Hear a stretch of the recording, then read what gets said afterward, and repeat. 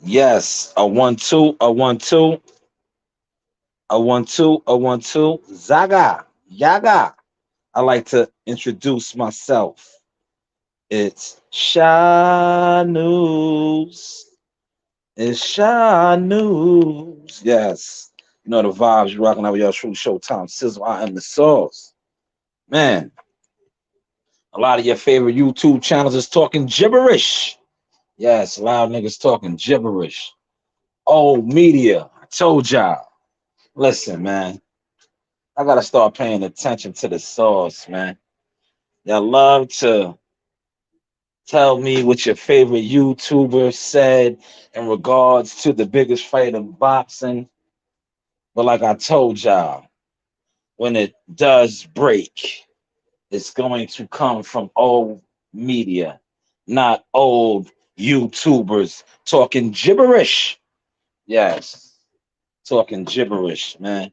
You love to uh think that your guys that do content day in and day out on Earl Spence and Spence Crawford are going to be the ones to break to you when the fight is going to be announced and take place. But I am here to school you to the fact that half these YouTubers talking loud, talking gibberish, as it was Mike Coppinger and the former rapper, now slash ESPN employee, who have come out and given you a little leeway as to when and where the fight will take place. See, most of you guys are so caught up listening to these old clowns talking gibberish. Yes, these old clowns on YouTube. You heard? Old clowns on YouTube. Salute to my guy, Ronald Finkley, right? Ron the Dawn in the building. But yes, Dan Raphael didn't release it. Mike Coppinger and Max Kellerman, they put out a Instagram joint, and they said it's looking like November. But if you listen to your favorite content creator on YouTube that thumbnails the fights damn near every day, they told you September, they told you October, they told you this, they told you that. They talk to the coaches, they talk to the dads, they talk to people on the team. No, they just talking gibberish. Loud motherfuckers talking gibberish. Like I told you, man. Let the industry talk about it. Once the industry starts talking about it, the wheels will turn. But as long as you listen to these old loud heads that's on YouTube talking gibberish, making pennies on the dollar, the fight will never blossom because the $1 million people have to speak on it. As you hear me cracking some eggs, my daughter's put in a special request this morning, so I'm getting to it. But yes, Mike Coppinger and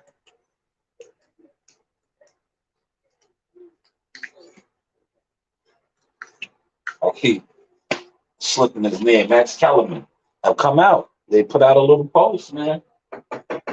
That's where it starts at, man. It doesn't start on YouTube. I've been told you that. You're gonna get 1,000 YouTube videos today with all of these so-called experts that, like I said, talk gibberish. They are going to go off of what Mike Coppinger and Max Kellerman said, and then they are going to spin it and put more gibberish behind it. But they are not in the loop. It is what it is, man. If you know, you know. They're not in the loop, man. And I'm tired of them uh, foolish boxing fans that listen to these guys daily and think that the info that they are receiving for them is actual solid information. You know, actual solid information. Of course,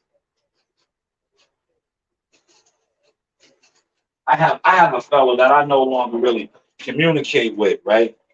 For the simple fact, this dude, I felt like so disrespected by him, right? For the simple fact, he used to come and tell me what other people on YouTube are saying. I'm like, bro, I'm in the gyms, my guy. Like, I'm really a part of a boxing team. Like, I know a little something, but I just come on and play dumb and say, hey, what do I know and all that shit, just to be sartistic, so to say, just to be sartistic. That's the word, right? See my vocabulary is stepping up just to be sartistic. I come on here and say, like, hey, what do I know?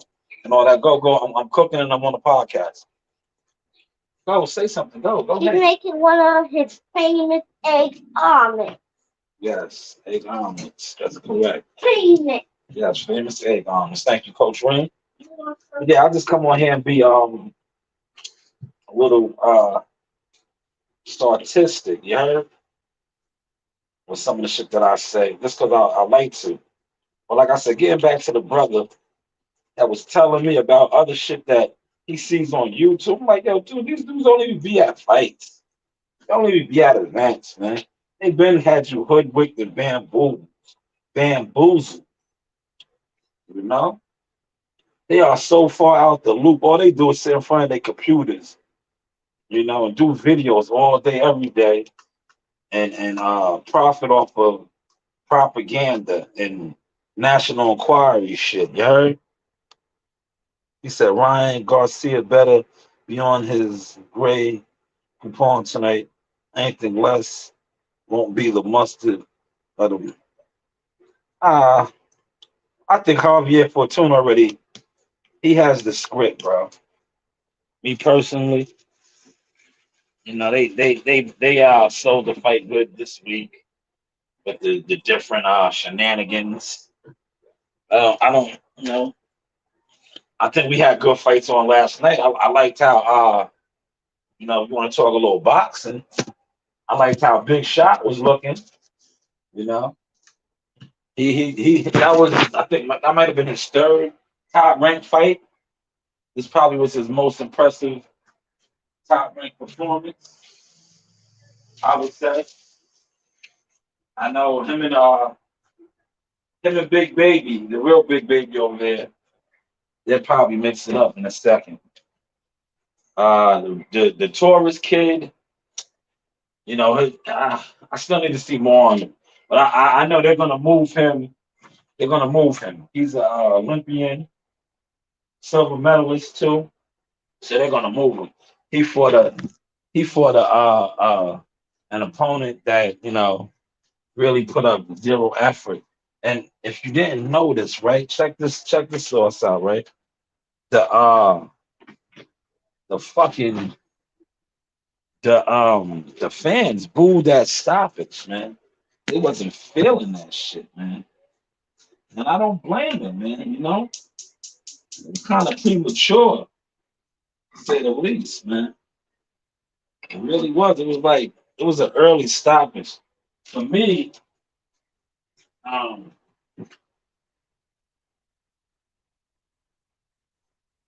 I think they pulled the trigger. They pulled the trigger too fast on that fight. But overall, good night of boxing last night, man. Let's just hope that today, today we get the same stuff with the Ryan Garcia Javier Fortuna bouts. You know? Yeah, Ryan Garcia. I don't really think he's too focused on boxing. He's extremely large, you know, fights with his chin up in the air. His chin is always in the air. Always in the air.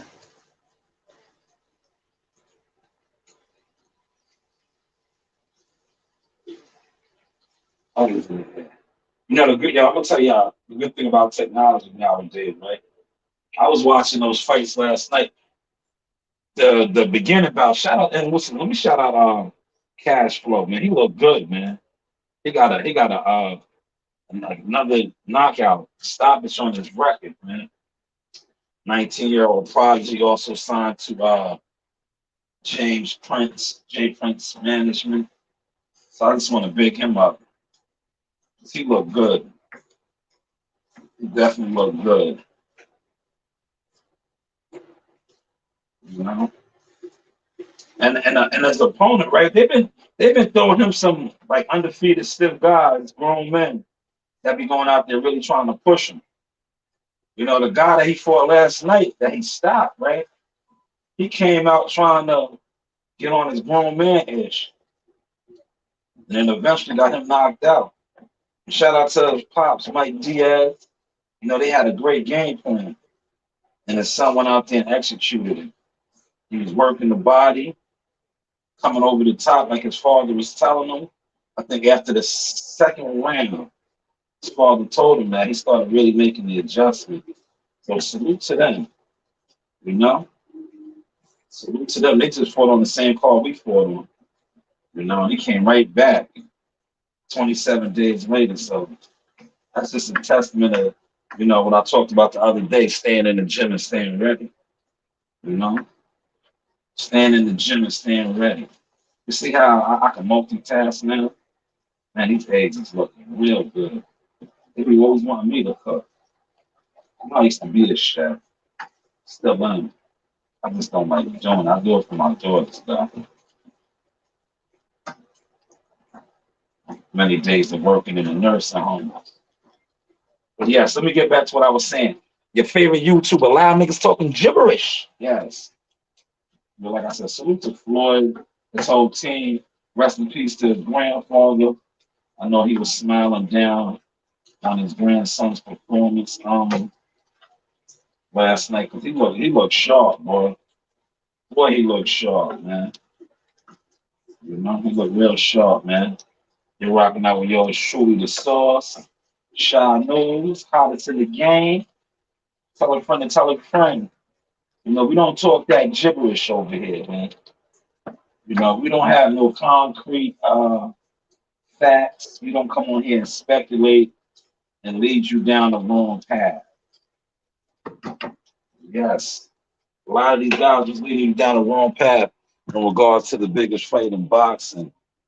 You know, the biggest fight in boxing. But like I said, the industry, old media, whatever they like to call them, has finally come out and put a little couple pieces of wood to the fire in regards to that fight. You know, in regards to that fight, you know. So it's looking like November. But if you listen to like the solid dudes that you know actually have contents and sources, and they can really call somebody or send out a text and an email. They not just chucking and jiving. They was telling you that, man. When dudes was on here talking about the fight was going to get announced in July 4th and September, then October. All they was doing was speculating and going off of what their community and the loud niggas that talk gibberish was saying. Because if you know anything, these guys are looking real goofy right now. You heard? Real goofy. And they're trying to keep face. But like I said, most likely they will keep face because, like I said, the audience that they you know that caters to the information that they push out, they're not at no events, man. They're not at no events, right? You know, they like I said, shout out to Rick Glacier, and I quote, these are the motherfuckers that's gonna steal it. Yes, they're gonna steal the fight. They're gonna talk about it and talk about it, but they're gonna steal the fight. No, let's talk about that. They are going to steal it. Motherfucker, I stole it. Yes. They are going to be the motherfuckers that stole the fight. You know? Stole it.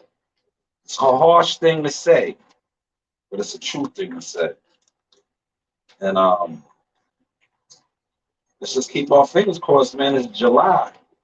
You know? Be very optimistic. That could be a nice fall treat. A nice Thanksgiving feast to see the fight that we've been building up and talking about for many years come to fruition. You know, finally come to fruition. Oh, that's smelling good.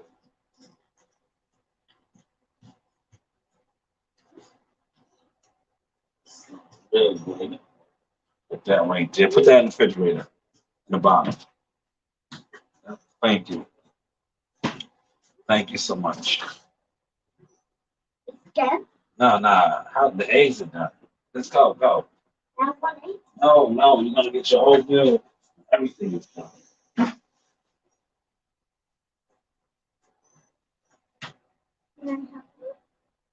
You did already. You put the bacon back. Go with your sister. Go watch TV.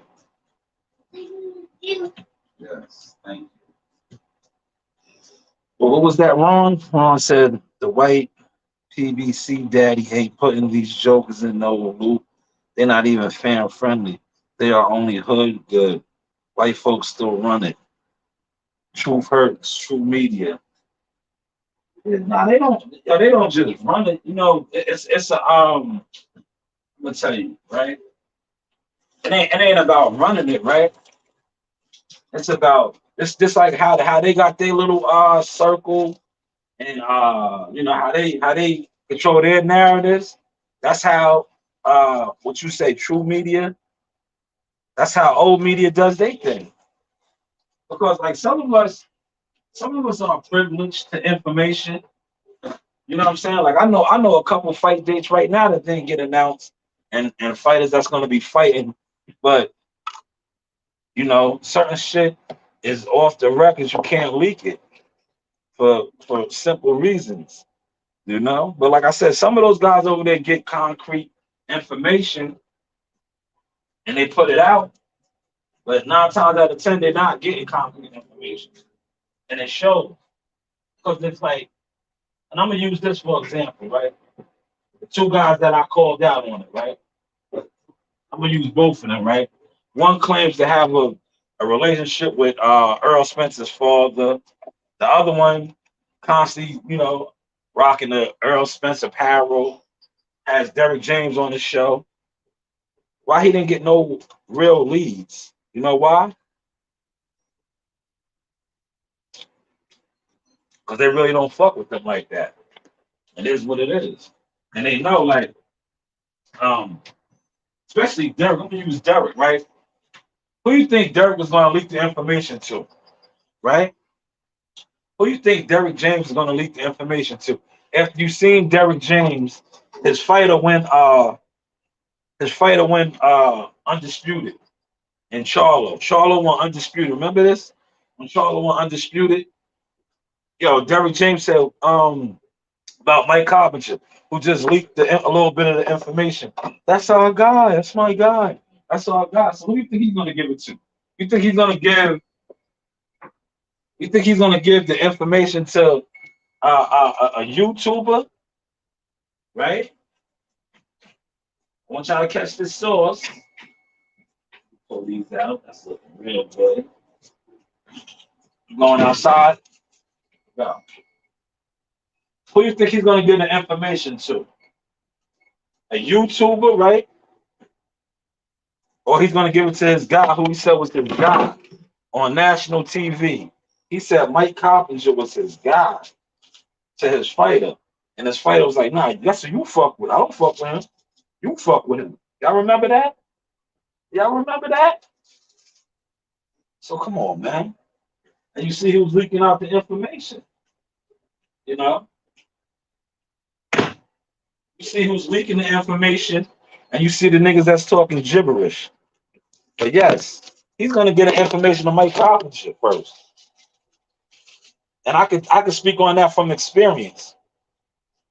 Coming from that camp, especially that camp, I can speak on that from experience. Because when I leaked the Mikey Garcia Earl Spence fight, man, if they didn't, yo, I think I was working part time in the outlets at the Converse store. I was working there part time. Yo, man, they had Earl Spence's uncle come up there and tell me, "Oh, you gotta take it down. You gotta take that down. You can't know. Nobody can know that. Nobody can know that." I'm like, damn. Why they think you guys told me? They don't know that y'all. I got the information from y'all, and I didn't get the information from y'all. But they were so shook of the information coming out, not from the people that it's supposed to come out from, that they made me take an IG post down when I had, because the fight was confirmed. If you know anything like fights, like I've been telling y'all, this fight, if it does go down in November, right? Like they're speculating and saying, most of the logistics are probably done. You know, and Narina, stop coming out here, please. Stop coming out here. I keep telling you.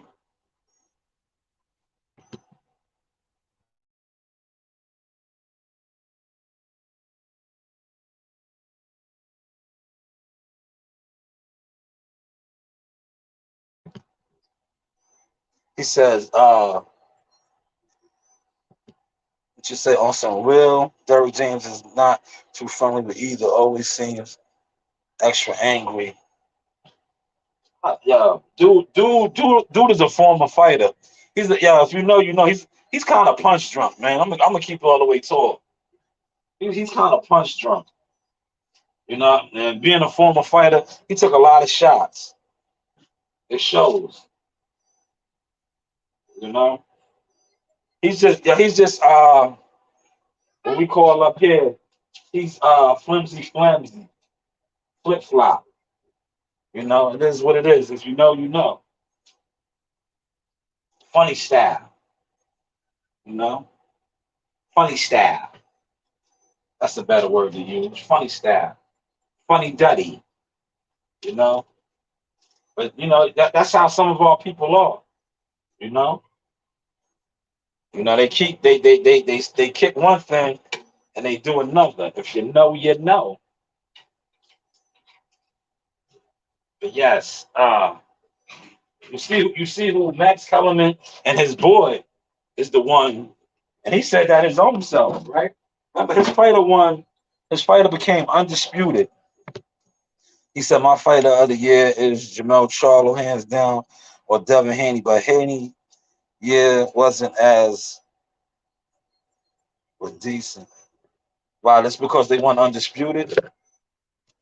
Just because they won undisputed, they're the fighter of the year. They got good accomplishments. They got good accomplishments.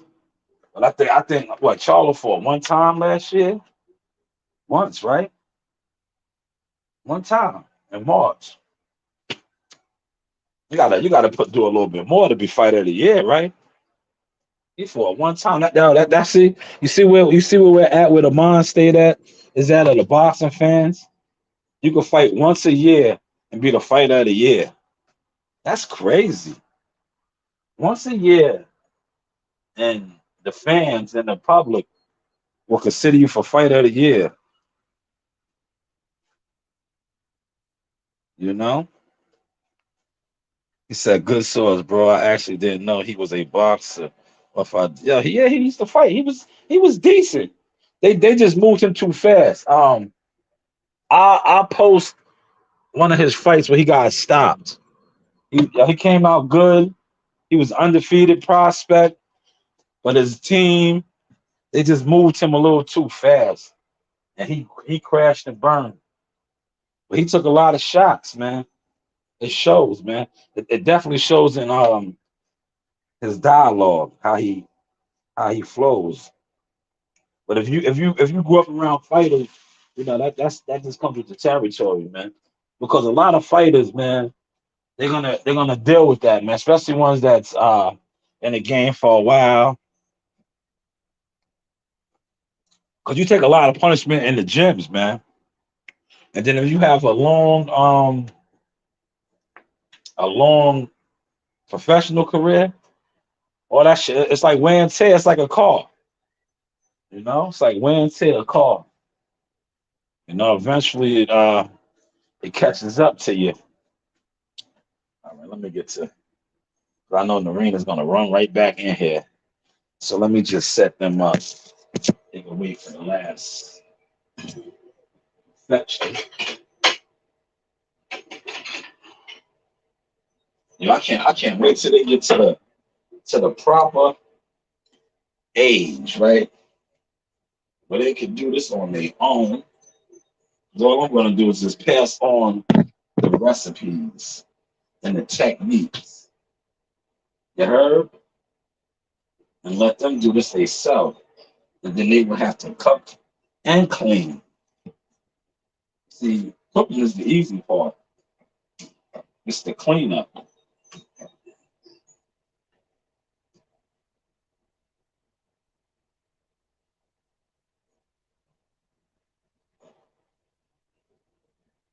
It's no breakfast.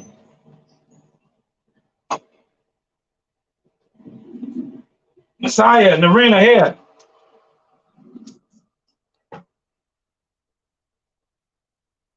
Messiah, here. Get off of the phone. Huh? Get off of the phone. Okay.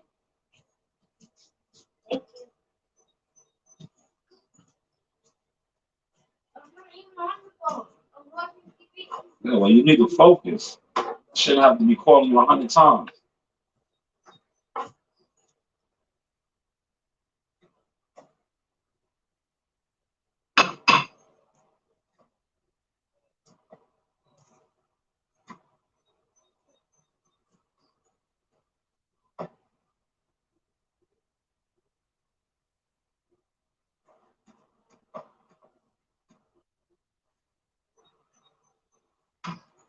Yeah.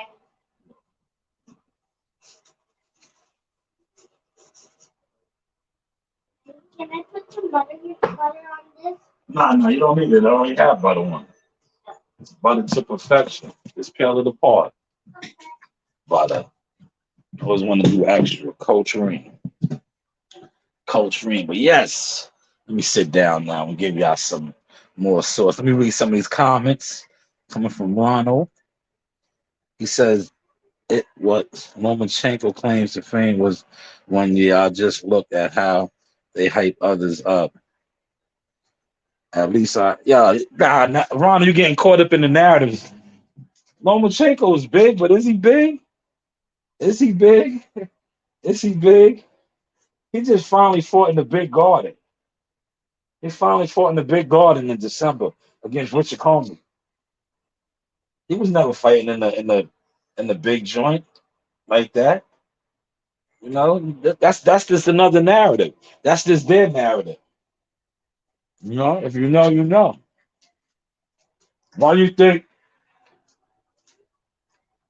for all those years when he was calling out Tank Davis, Mayweather and them didn't want to fight him because they knew.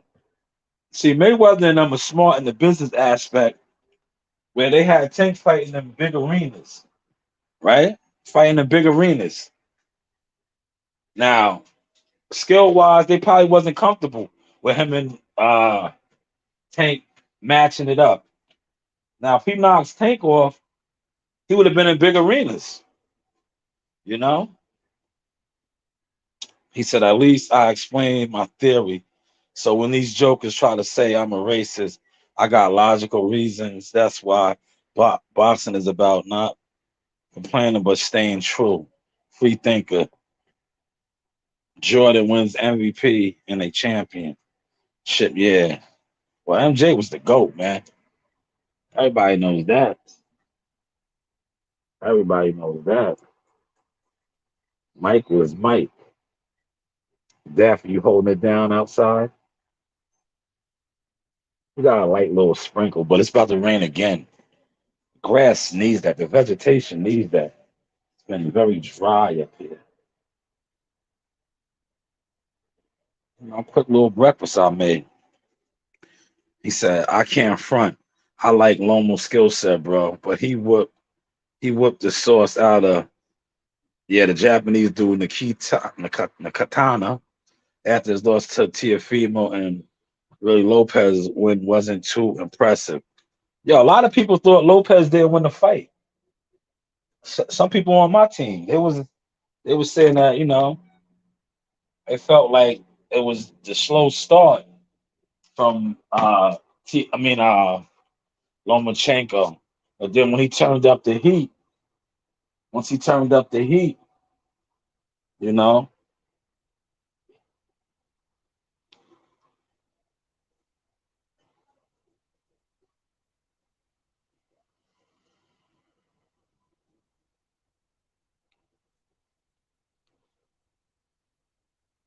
right? So when he turned up the heat, um, it was a little too late. Hey, what's going on? Nah, nah, I cooked for them already. You can go yourself and get something. What they wanted, what they asked for. Eggs, biscuits, and my special. But yeah, what I was saying, I just lost my thought. Because if somebody texted me, then the wife pulled up, second the final joint. She saw about going to IHOP. It's too late for that. I cooked already. But yeah, look, hold on. How do you work out? How do you work out and then try to go to IHOP, man? Yeah, you defeat the whole purpose of working out. How do you work out and then go to IHOP, man? Yeah, like, what are you talking about, man? Have egg whites. Man, go get the egg whites from They're mad expensive. Yeah, let's go get it. I'll make it. Like, okay. Yeah, but how do you work out and then go to IHOP? You defeat the whole purpose of working out.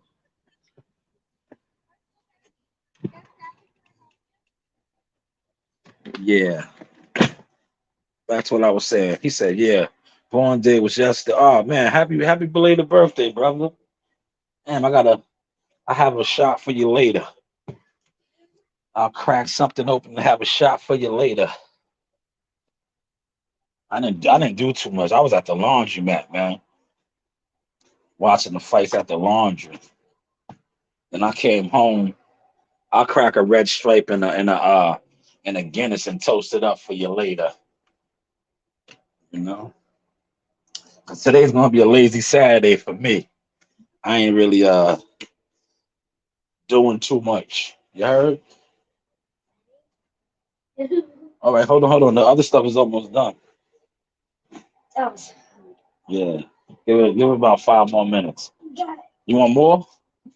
Want another biscuit? Yeah, there you go. Yeah, I know. Yeah, yeah, yeah. So that's nice in the kitchen, man. I should make them clean up though, right? Now let me sit down, man. This is my kitchen. Sit down and finish my stream. Let me get to the comment, man. Ron said jokers be comfortable and work it out. It's not that. It's used to be my uncles was gym rats. Yeah, yeah. I had to just tell my wife that, man. Like you just did a grueling kickboxing workout. You're talking like going to eat IHOP. Like what was the point of working out? You know what I'm saying? For real. For real, for real. But yeah, you see what my thesis is, man. We got to stop listening to these YouTubers talking gibberish. Yes, they be talking gibberish, man. It took Derrick James's man to come out. Remember, yo, I'm just going off of what Derrick said. Yo, Derrick said Mike Coppinger was his man. So, that's who they leaked it to, man. They didn't leak it to the other guys that be claiming that they give them a couple of interviews. Yeah, they give him a couple interviews, and the other dude over there, Professor X, that's what I call him, who claims he goes to the gym and he got relationships with them and all that. Yeah, they didn't get. Yeah, listen, them dudes been putting out 1,000 thumbnails. Yeah, 1,000 thumbnails, and they ain't get nothing concrete, man. That's dope, man. That's a dope feeling, man. Getting it from your kids, yeah, right. But yeah, both those guys, man, that be pushing 1,000 thumbnails, man.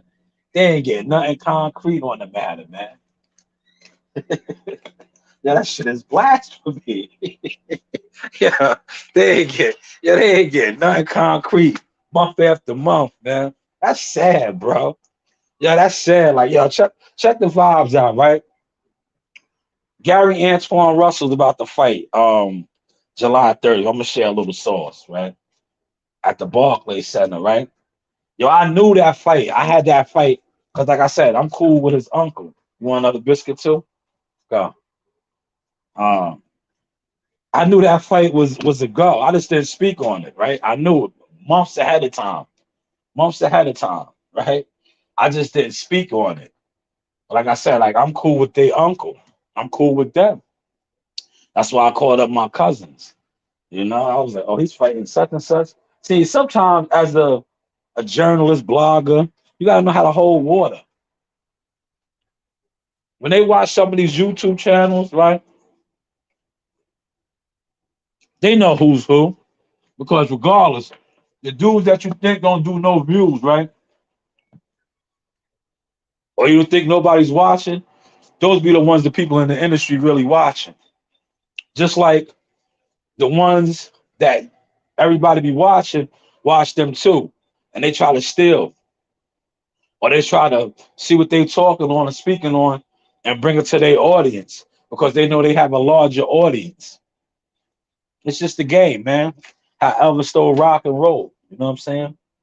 Well, I use this because I know some of y'all might not have caught that source, but if you watch the Five Heartbeats when they went to go get their record deal, and they went to I guess it was Manhattan, 'cause, that movie's somewhat based out of New York. So say they went to the Manhattan to the record label, and the guy was like, I love this song, but I just feel like it's just not right for you guys."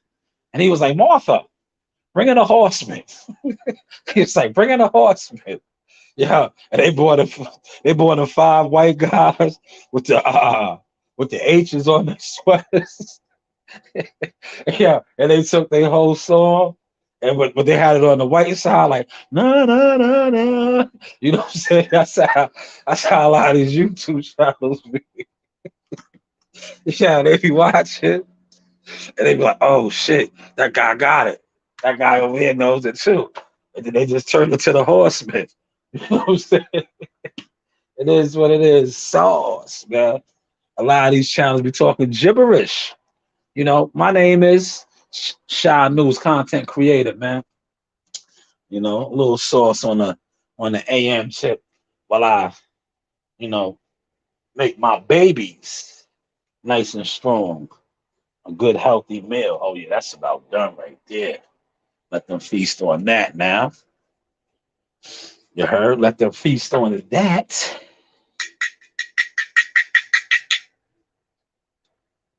Then I'll take a little. Yeah, like look, this is my joint now. I'm gonna do it just how I used to be at the nursing home. I'll take a little. I'll take a little breather. Right. I'm gonna take a breather. Know what I mean, then I'll begin to busting down all of the dishes and the shit that I cooked with. I mean, just like at the nursing home. That's how I used to do at the nursing home. I was an official porter slash the dishwasher, but I used to work close hand in hand with the chef. That's how I really learned how to cook. I would ask many questions. I heard many, many questions. Pay attention. Yeah, he said exactly. I go on Showtime or PBC stream. I might throw them a super chat just to prove to them I'm a supporter who buys. Now that's cool, man. That's cool, man. That's cool, man. That's cool. I be in everybody's shit. I just like shaking shit up, man. I comment and people's shit. I listen to everybody's shit because you gotta listen. You gotta have your ear to the ground, especially with YouTube. YouTube is like, I just sit back and laugh. I never seen so many grown people on YouTube that gang bang. You know, yo, motherfuckers gang bang on YouTube, bro, for real. That's why I take it for what it is. Like last night. Shout out to the good brother, the homie, the big dog, Real Combat Sports. I might have checked him out, and that's about it. Like I was on other shit. Like when it comes to boxing, I gotta take a break from that shit with the YouTube channels. You know what I'm saying? Because like I said, it'd be loud niggas talking gibberish. I was watching other shit on YouTube. Like I said, I was watching the fights at the laundromat.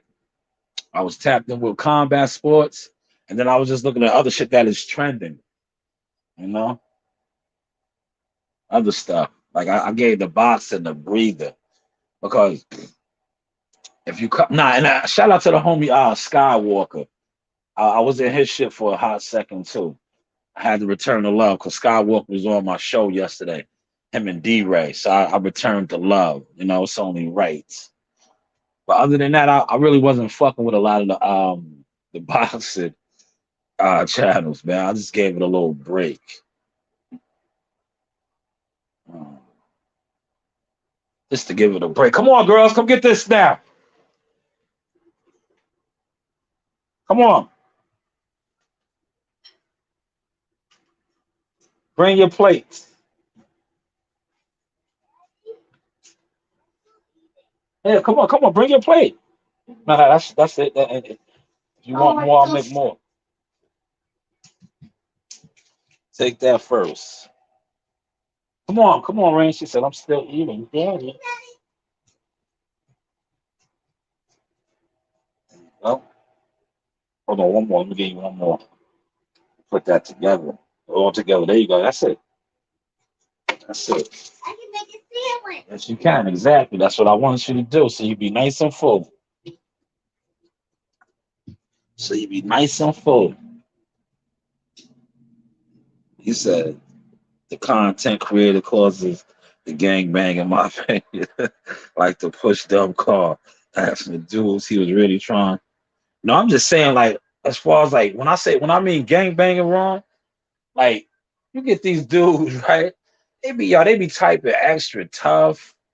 Uh they be flexing hard over opinions. That's why, I had to come on in with some humor today and say these loud dudes talking gibberish. They be talking gibberish, man. Because you catch them in real life, they want to bust a grape. They want to bust a grape, man. They want to bust a grape, man. Like, man, knock it off, man. You, you behind a keyboard, man. It's easy. It's easy to be turned up and throw your hood up. Throw your hood up. You know what I'm saying? Behind a keyboard. That shit easy. But when you face to face and it's go, do you have that same energy and intensity? I highly doubt it. You heard? I highly doubt it, man. Man,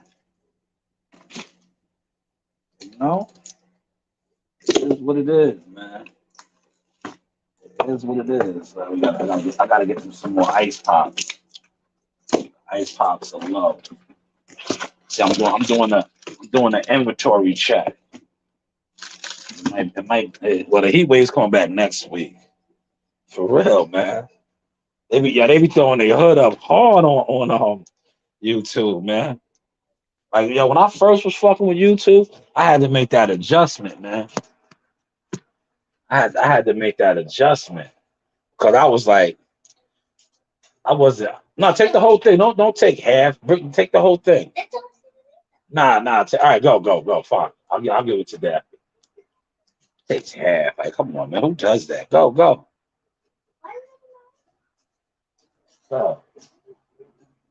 Did you hear what she had the audacity to say? Why am I eating her ice pop? Crazy. Her ice pop. After I just made them a gourmet breakfast.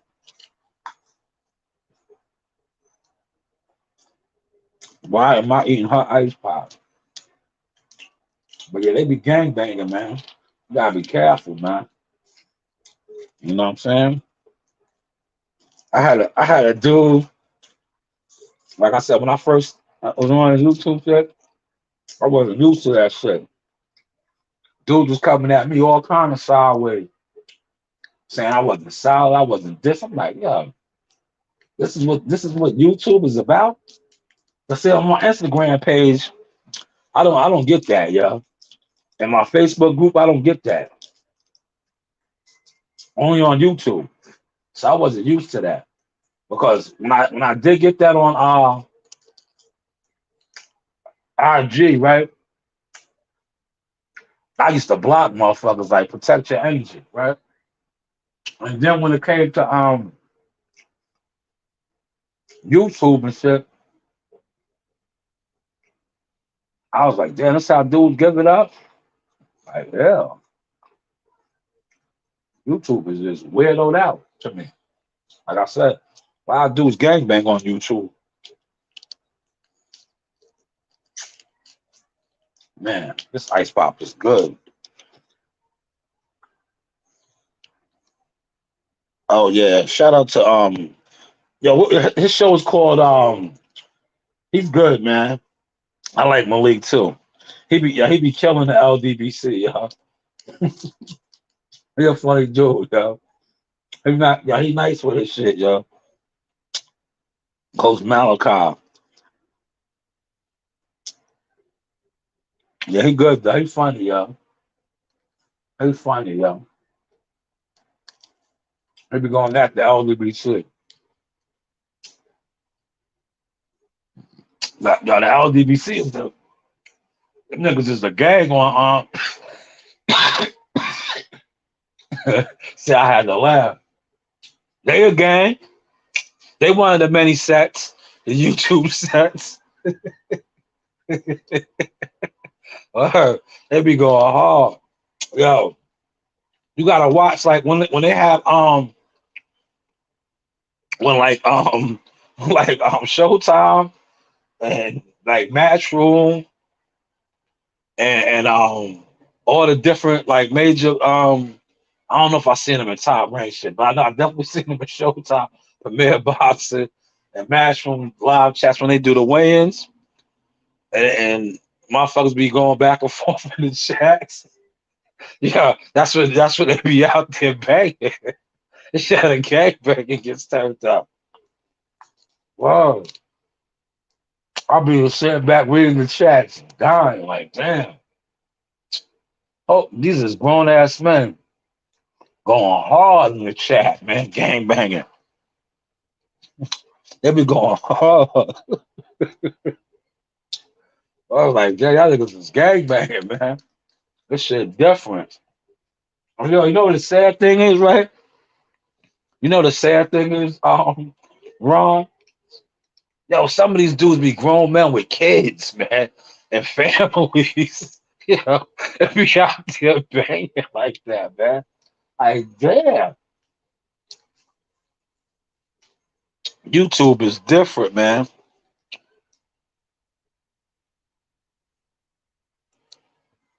He said that's great. She's aware and confident source. Your daughter's 100.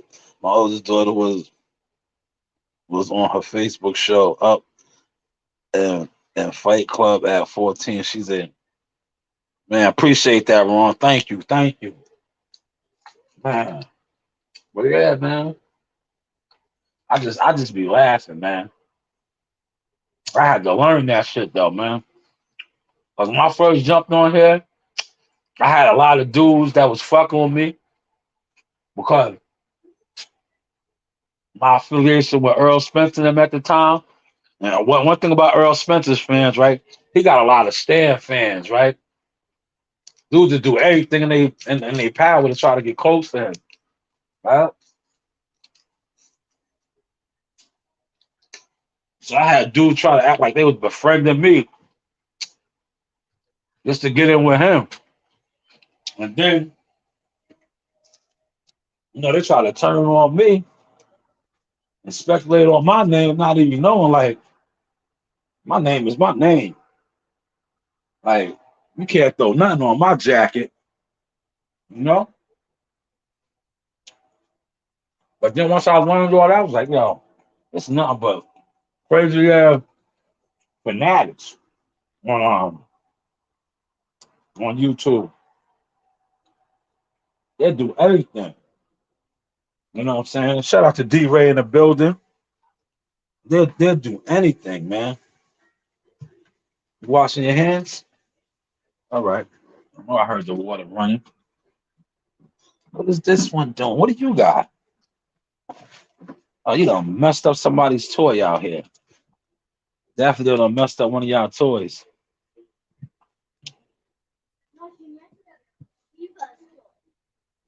Oh, Sheba. Oh, she did that on purpose. She's jealous. That's what Daphne does. Yeah, I know she's jealous. That was a jealous move. Go outside. Go. You know how to open the door. Go, open the door. Go, push. Good girl.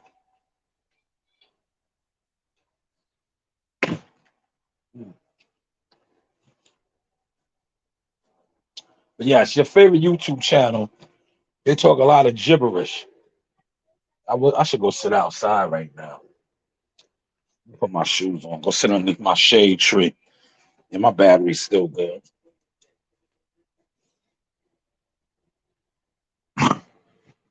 And get to what I was gonna get to, right? Now Max Kellerman and Derrick James, his boy. Derrick James said Mike Coppinger was his boy. That's why his boy was able to disclose a little info on the fight. You know? Not them other guys. Them other guys couldn't tell you nothing. Other guys couldn't tell you nothing. All they could do is, right? I'm gonna tell you what they're gonna do today.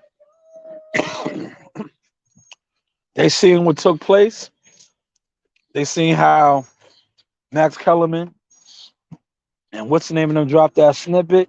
Yeah, they're gonna do 100 videos off of that and throw in their little narration. Look at Daffy right underneath me. Good girl. Sit down.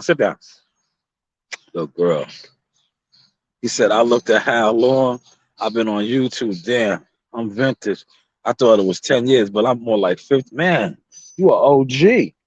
You gotta start a setup, man. You gotta start a set, man. I mean, I'm gonna start a set in a second, man. Cause I see that's what you gotta have a set on YouTube. I'm about to start my set, man. Yeah, facts, yo. That's why Ron. I just spoke about that. I say, I was like at the press conference, man. After he won, Derek was like, "Yo, that's my God. That's our God." And Charles spazzed on him like, "Nah, that's your boy. That's your boy." Derek leaked the information to his boy, man. That's why Mike Coppinger was, he was confident in talking to Max Kellerman and saying that. He didn't link it to those other guys, to the brothers. The brothers that be claiming, that be getting the interviews with him and be at his gym. He didn't leak it to them. He didn't leak it to them. He leaked it to his peoples. Yeah. Yeah, give me your iced coffee. French vanilla. Yeah, he didn't leak it. He didn't leak it to the brothers. Cause they told him, right? That's what they told him, right? I'm gonna tell you. I'm gonna try to be as serious but funny at the same time, right? This is what they told him because Derek is a company guy. He's one of the good old boys. You know that song when they like the good old boys for sipping whiskey and rye, right? Yeah, Derek was one of the good old boys, right? So they brought him in, right? They was like DJ. We know you. You go to the brothers' channels and we know you like we know those guys. They support you, but listen, when it comes time to disclose certain facts and have certain stuff leaked out there, DJ, you got to call Mike. They got to go through Mike first. And you know what Derek said?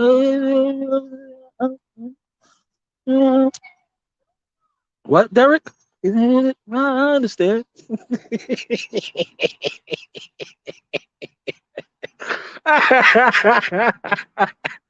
So yeah, that's what you see take place, man. Yeah, that's what you see take place. Yeah, he had the they said DJ, yeah, the fight's coming up, man. Now we see you on a couple of these brothers doing interviews and all that. They're out there talking gibberish. When it comes down to it, who gotta leak it out first. You gotta go to Mike. DJ, you gotta go to Mike. DJ said, I know. I know.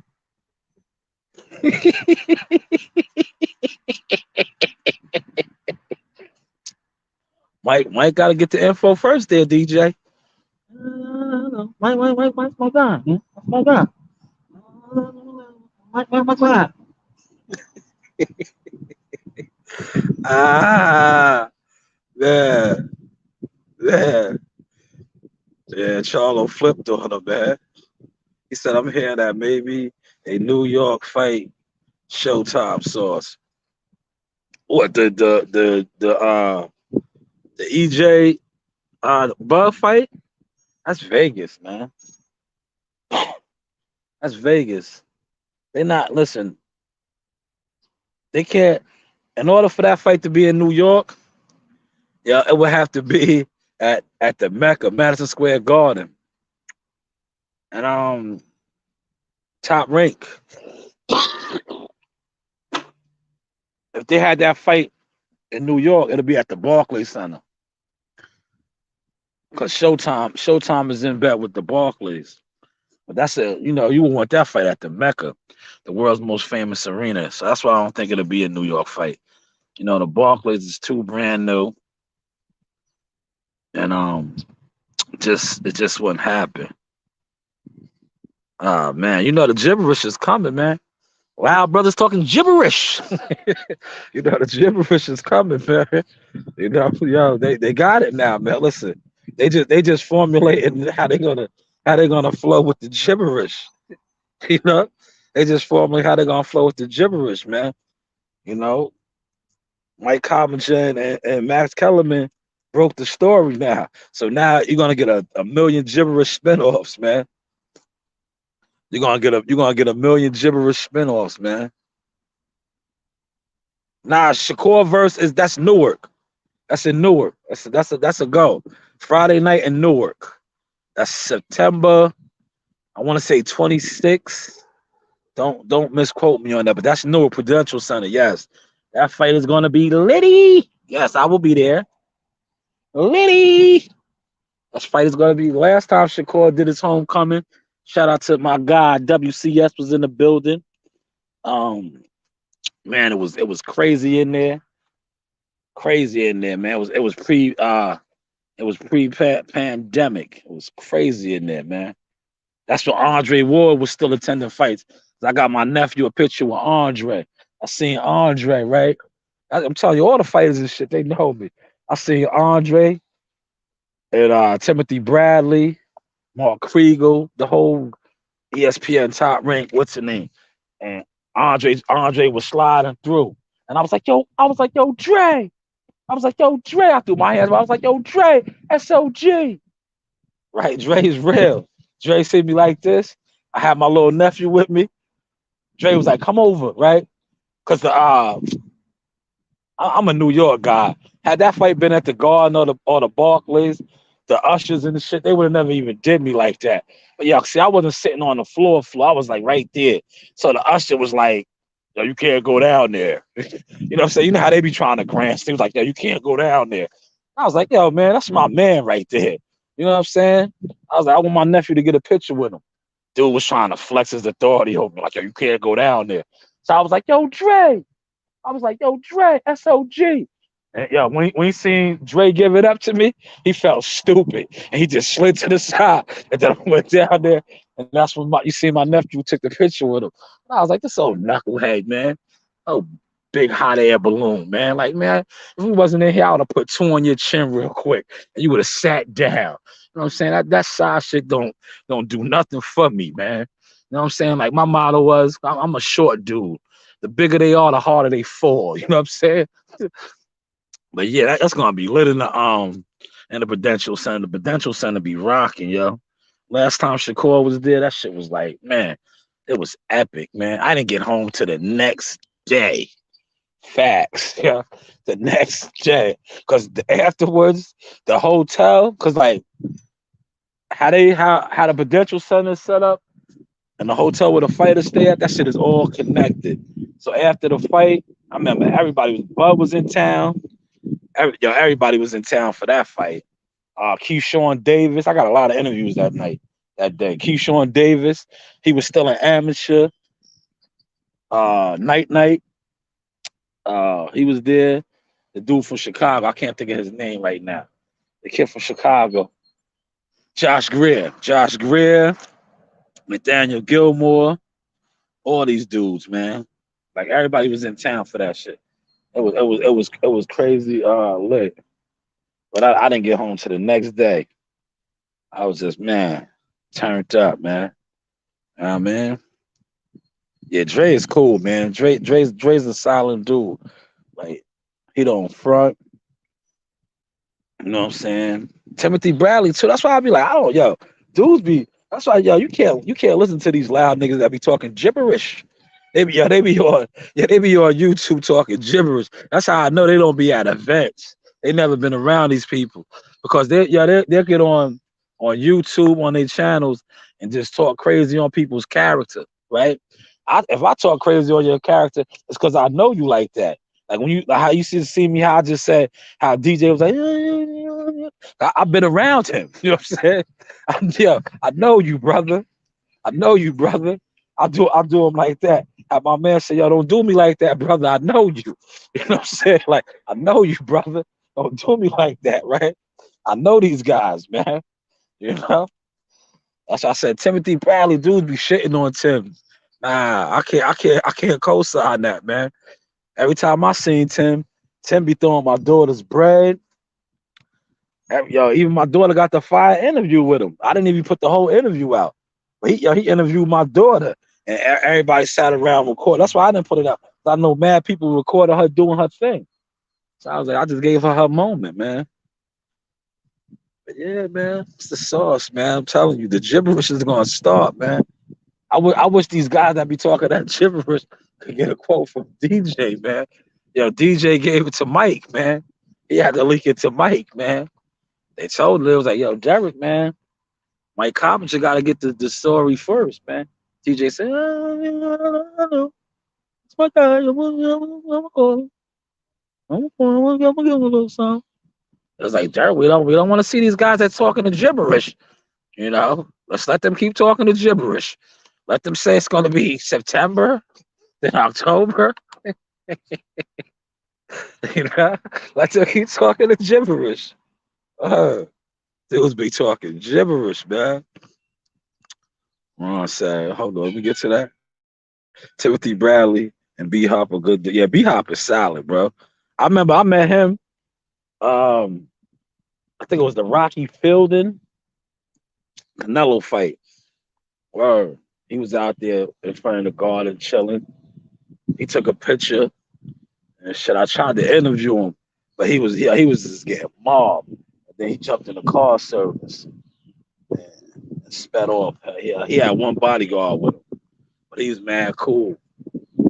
He was looking at me, right? B Hop is a jail nigga, right? Yeah, he was looking at me. Yeah, he was looking at me like, yo, brother's creeping on me. Why you creeping on me like that?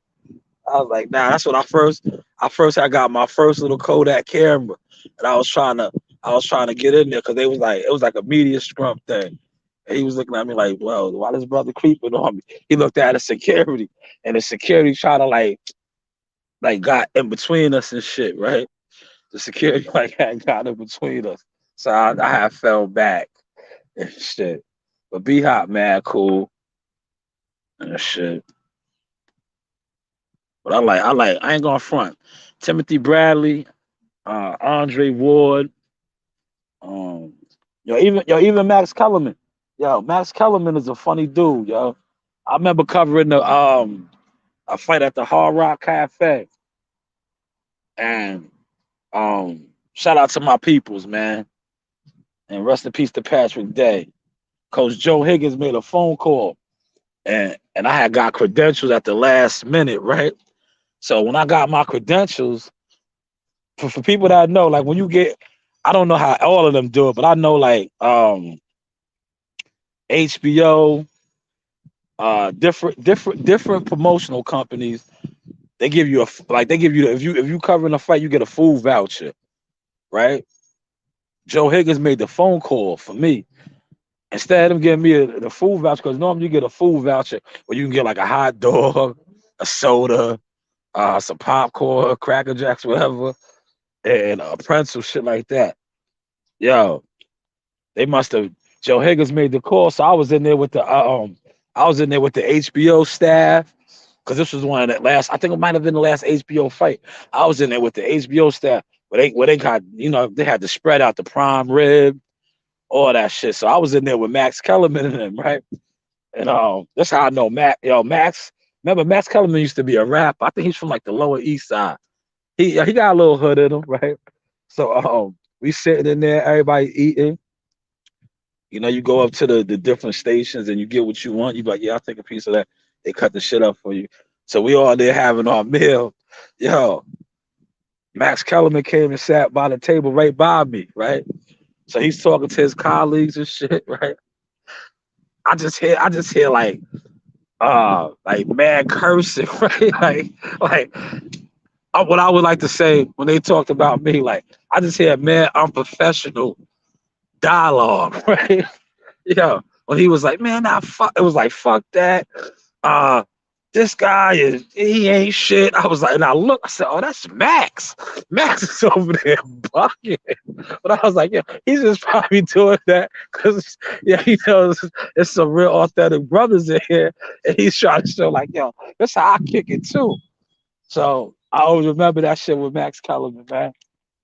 He was talking about football and different sports, but he wasn't talking kicking it how he be on the big screen. He was just talking this shit, man. Roy Jones was in there. It was a dope time, man. Like I said, man, I got stories for days, real stories. Yeah, man, good dudes, man. Who else is another? Yeah, Mark Kriegel, solid. That's my pops peoples. But Mark is like he's a New York City guy, yo, cool. You know what I'm saying? Mark got swag, bro. Mark Kriegel's like he's one of them the old heads that they was mad cool when they was younger, and now they just old and they just still cool. They just an OG. That's Mark Kriegel, yo.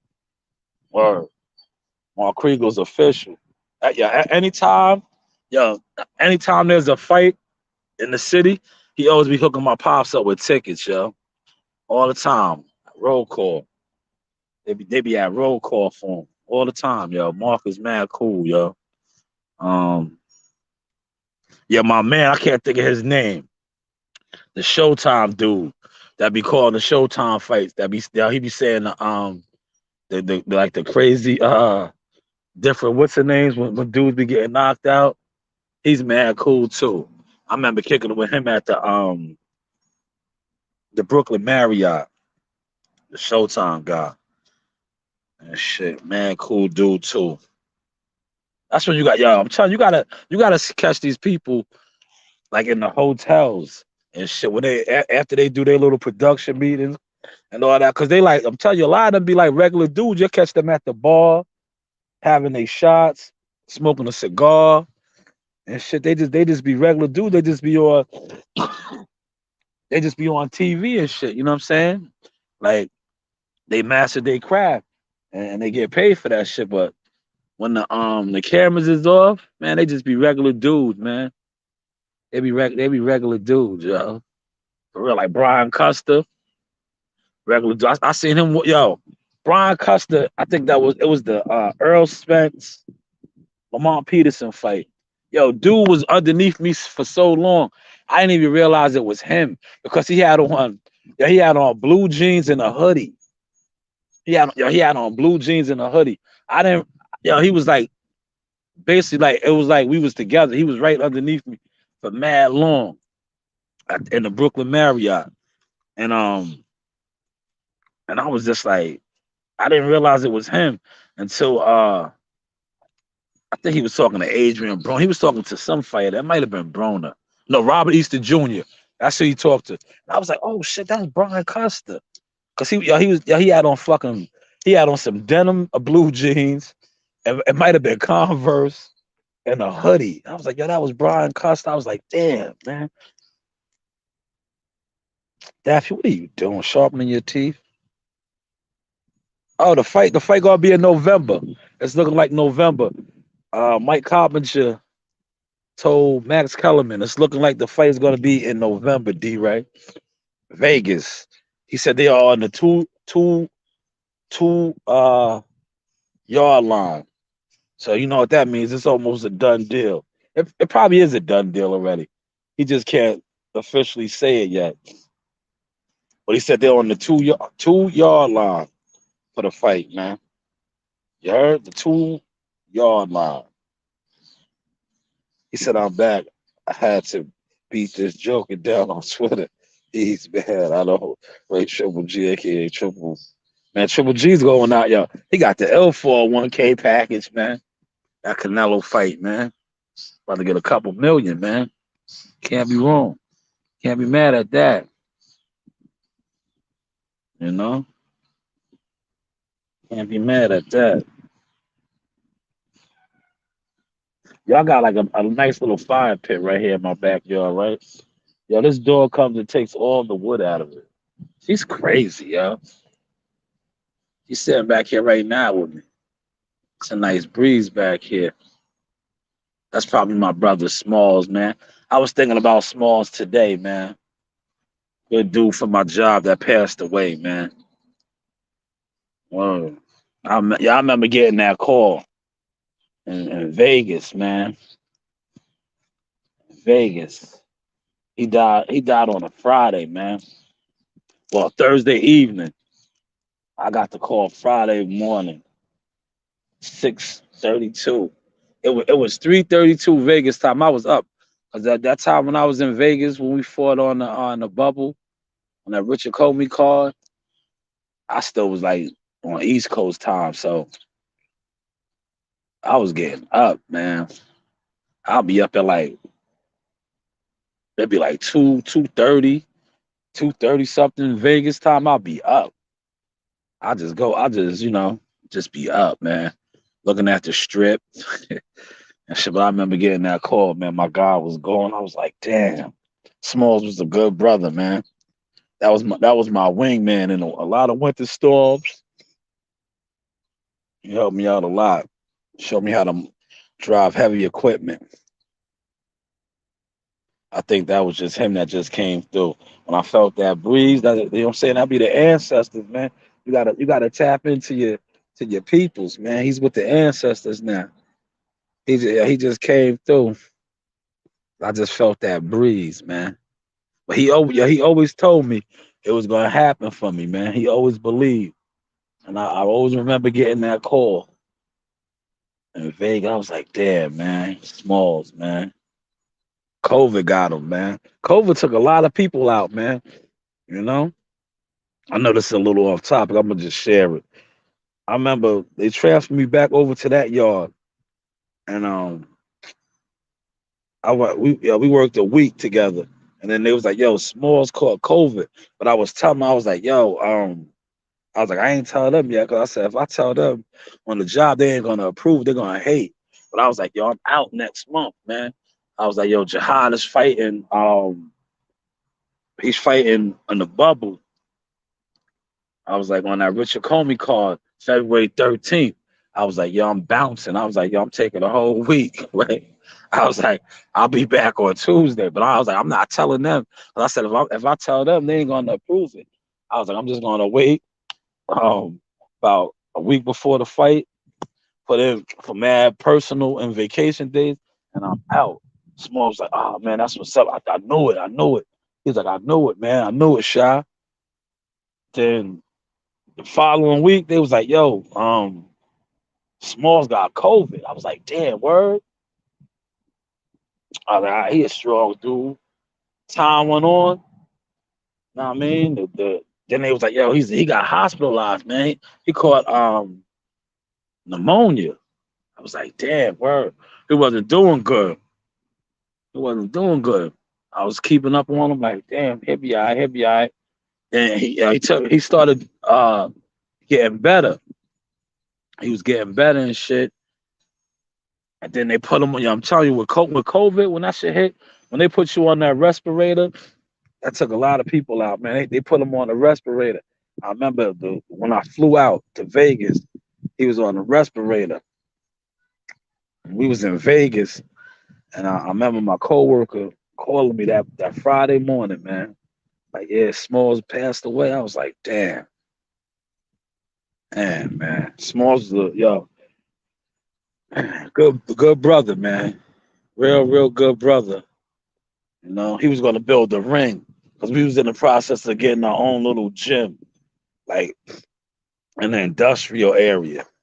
We had running out like a storage unit, and we was gonna build the ring. Smalls was gonna build the ring for us because he was nice. Like he was a master craftsman. That's nice. He was gonna build the ring. Miss that good brother, man.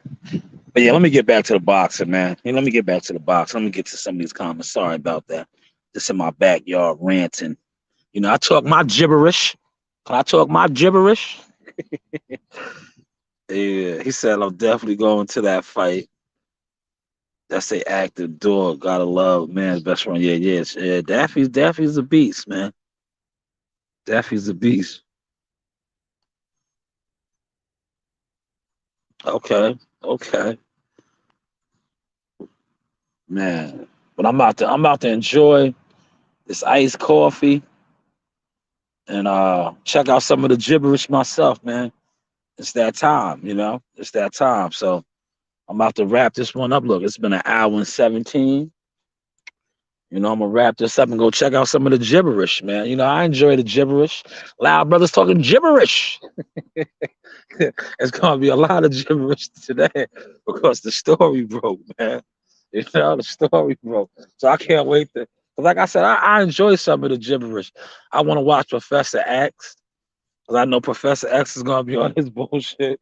He had a million Crawford Spence thumbnails. I want to watch the good brother from around here and the rest, you know, because I gotta see their gibberish, man. You know, I think I'm gonna start the gibberish series. You know what I'm saying? This was volume one. You know, whatever I see brothers talking gibberish, that's what I'm gonna start doing now, man. I'm gonna get on that content creator flow and you know, do reaction videos to all the gibberish, you know, to all the loud brothers talking gibberish. You got my coffee? Which one is mine? Thank you. It's my special like that. All right, thank you. Healthier. I don't need a healthier one. That's all right. That's all right. Yeah, that's what I'm gonna start doing. I'm gonna do the gibberish series. This was just volume one. Like I'm gonna watch all the videos today. I'm gonna try to come back on this evening with the gibberish talk volume two today. Cause yeah, it's gonna be a lot of gibberish videos going down today, man. Mike Carpenter and them broke the story. Got me an iced coffee, man. Yes, the gibberish. I got you, Ron. That's called creative content. Like, you know, that's all I've been doing is studying YouTube. I'm gonna just start doing reaction videos on the gibberish. If I watch your shit, right, and you talk some boxing shit that's not true, I'm coming for you, man. You gonna be in the gibberish files. Yeah, you gonna be in the gibberish files, man. You know, yo, this whole Spence Crawford shit, it put a lot of channels in the gibberish files, man. Cause they was out here leading the people astray, man. They was out here leading the people astray. I'm telling you, y'all, here you have. Yo, it's July 16th, man. We finally got a little something in regards to the biggest fight of boxing. But the fight was supposed to be announced on the 4th, man. A lot of brothers talking gibberish. Yeah, they gotta knock that shit off, man. Let the industry do what the industry does, man. Man, that loud ass system.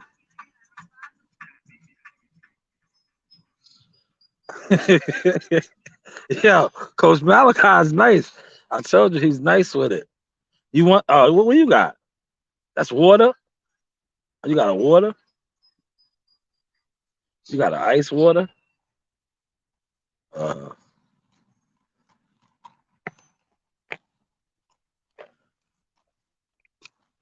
are you about to water your plants with that? With ice water? All right, go ahead. Go do your thing. I was gonna get a chair. Oh yeah, go get one. You can sit next to me. That's Coach Rain wants to come sit next to me and taking some of this good breeze, man. Feel it there. Ever since I talked about my brother Smalls, that breeze been nonstop. Take one from the off the top. No, take the bottom one. That's why I said take one from off the top. Listen, no, take the one off the top and then take the second one.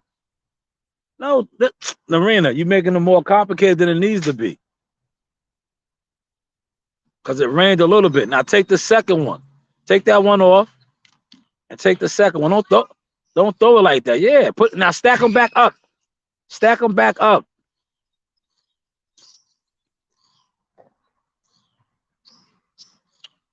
Go. Just shake it off. Bring it over here. Bring it over here, man. See, it's off already. Now go stack those other ones back up, man. You can't leave it like that. You can't leave it like that. I see it. Go. Stack those other ones back up though. Properly. Can't leave it like that.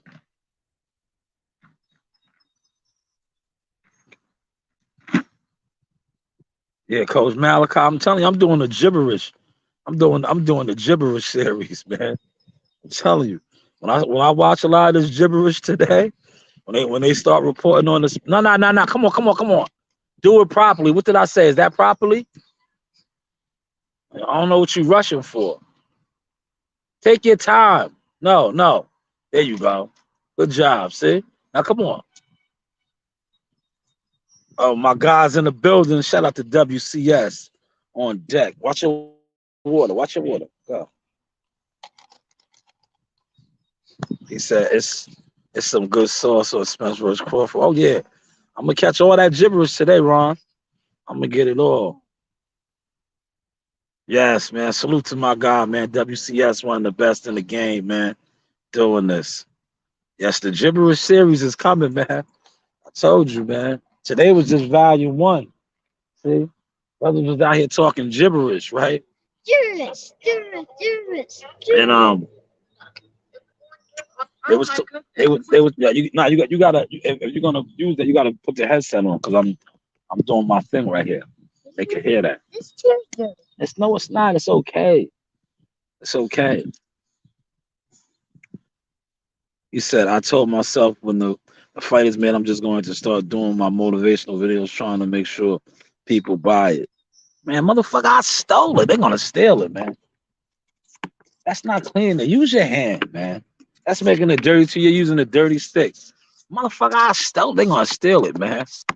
They gonna, yeah. If they're not in Vegas at the actual fight, you know how many people gonna illegally stream this shit? And then all the motherfuckers that talk gibberish, you know what they're gonna do? They're gonna say all the Crawford fans. It was the Crawford fans. Yeah, they gonna blame the Crawford fans. You know what I'm saying? It ain't gonna be the Earl Spence fans. It's gonna be, yeah, man. Yeah, it could have did a million pay-per-view buys, but 800,000 Crawford fans illegally streamed it. Yeah, that's gonna be one of the gibberish videos that come out. They're gonna be like, yo, the 800,000 Crawford fans, yo, they illegally streamed it.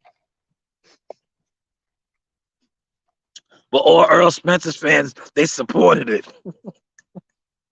Yeah, every one of EJ's fans supported it. It was the Crawford fans. The Crawford fans, they only buy his fights. They don't buy his fights. EJ's the more popular fighter. That's gonna be a gibberish rant. Mark my word. Mark my word. Man, he said this boxing talk always gets me through the day. Combat said you linking today. Oh man, I like Black, man. Black is a bully. yo, Black is a bully. Yeah, Black be on YouTube, strong arm and shit, man. He's a bully gorilla. Yeah, I'm telling you, I enjoy his show. I enjoy his show. Yeah, he's a funny dude too, man. He got yeah, he's a, yeah, he yeah, I'm telling you, he still got the jail mentality, man. He's institutionalized. Black Black reminds me of one of my uncles. That a nigga that went to jail and they still carry like they in jail. Oh, you want me to drop the link? Hold on, Combat. Let me get it. Let me get it to you. Um, Let me send it to you right now. Hold on. I'm gonna personally send it to you. I'm gonna check your text in 2 seconds, Combat. Um, yeah, check your text in 2 seconds. Yeah, yeah, he do be wilding, yeah. I'm telling you, he's like one of my uncles, man. Them niggas be institutionalized. That's all they know. Yeah. All they know how to do is just be aggressive. It's just that, yeah, those niggas is wild animals. Yeah, they like wild animals. When you wild and then you get around another man, right? You gotta just be wild. Like them niggas is gorillas. Them niggas is gorillas. You ever seen like they ain't called a pack of gorillas. I forget the terminology. But when it's mad gorillas, yeah, they always got the silverback, the leader. He always got to beat on his chest and show that he's the alpha male. That's that jail shit, man. You know what I'm saying? That's that jail shit. Oh man. All right, yo, I'm sending it to you right now. Come back. Jump on. Matter of fact, I'm gonna put it. I'm gonna put it in the what's name. I don't want people to be like, man, yo, Shaw only fucks with World Combat, man. That ain't cool, man. I'm gonna throw the link right here on YouTube, man. Hold on, man. I know how y'all be giving it up. Like, man, told you, man, Shaw's biased. He only be wanting World Combat on this show.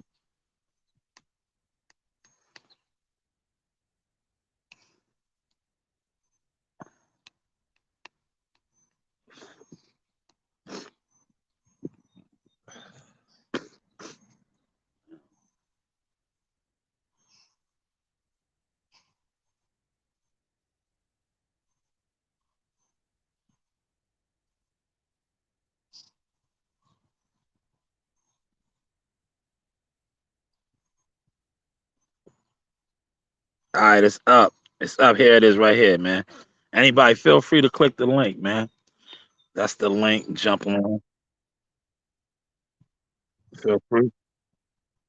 Feel free. It's out. Yeah, is that who you invite? Nobody should be petty. Now, YouTube is different, man. They say, yo, man, those guys clicked up. He only fucks with World Combat and D-Ray. He doesn't put his link in his chat. He only wants the guys that he always communicates with. I want to get on there and argue with him. Throw the link up. Yes, for real. But yeah, man, yeah, Black is like one of my uncles, man. I watch him and be crying. He be going off, man. He be going off, yo. He got that jail mentality, man. Some niggas, I'm telling you, when you get institutionalized, that's how it be. That's all you know, man. That's all you know, yo. That's all you know. Oh, my guy D-Ray's in the building. D-Ray, what's going on, man? What's up, bro? What's the news, man? You didn't see it? Come on, man. You ain't on Instagram?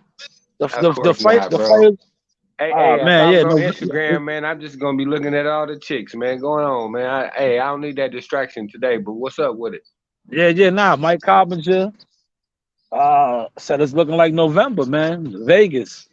They on Yeah, the well, two. we said that, right? I They on the thought everybody was saying like late November in Vegas. they on the two. They on the 2 yard line now. They said dudes was saying September, October, and the Okay, fight was getting I announced was saying July. November then, but go ahead, bro. Yeah.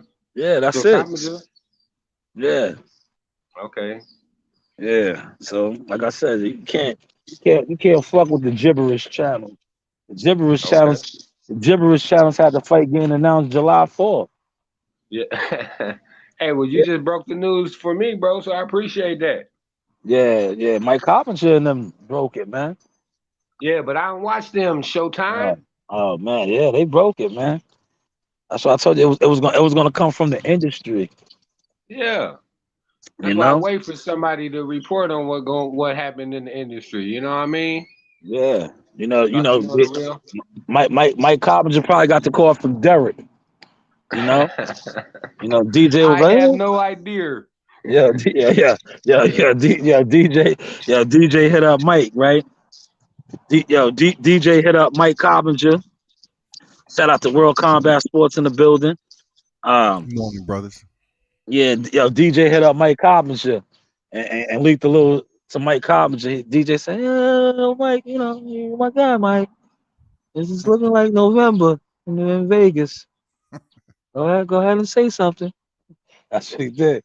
He didn't call the brothers. He didn't call the brothers.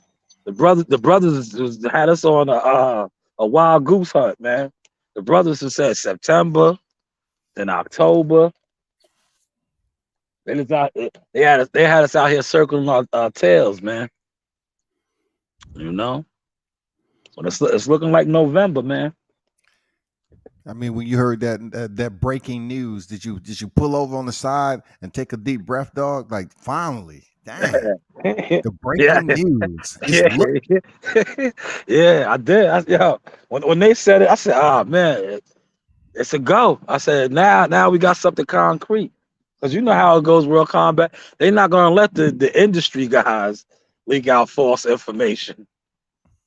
You know, the industry guys ain't gonna come out here talking gibberish. You know, It was good, D-Ray. How you feeling, bro? I'm excellent, fam. My brother over here, That's he what's said up. it ain't official till they got a date and he can cop some tickets. Absolutely, yeah. That's absolutely. that's that's when that's when they do that. That's when everything is in ink. That's when all the contracts, everything is in ink. But you see what he said? He said they're on the 2 yard line, so they're right there. I It's, have, I have an issue with that. Like, I'm saying, how can a fight of this magnitude be on the 2 yard line, dog? you know what it is, man. I Because don't want to. it all Yeah, goes yeah. bad I, from I, there. I don't want to disclose, but you know what it is, man. Shout out to my boy from Omaha, man. They got to come correct, man. Yeah. They got to come correct with the percentage and them numbers, man. You know, he's not cracking, man. He's like, you see what he said, 10 toes down, man. Mm-hmm. You know, that's all that is. You know, 2 yard line, man. It's a touchdown, though, man. It's a touchdown. He's right there, about to bust through. Who's on offense though? That's what I couldn't get. Who's on offense? Omaha? Yeah, I think Omaha's on offense, man. Yo, Okay. like, what's the name said, man? I don't know. I don't know. Like DJ said, I don't know. You know, they've been on defense over there. I have no idea. Yeah, I have no Yeah, I idea. have no idea. I have no idea. I have no idea.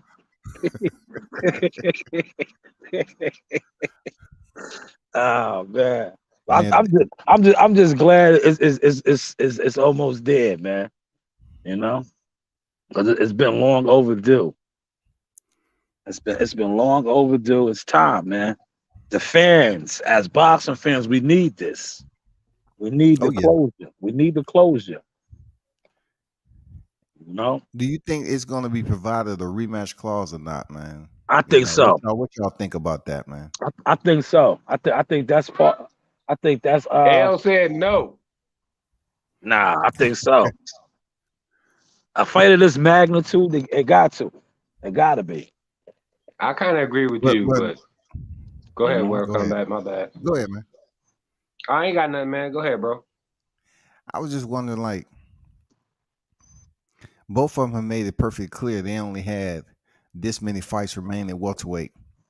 So for them to have a rematch clause, kind of, you know, it kind of debunks that they only have one more fight, because this should be Errol Spence one more fight at welterweight before he move up to 154. Because his first fight was with Yadina Zugas, so this should be his second fight. And then Crawford is saying something like he only has 2 more fights, period, or something like that.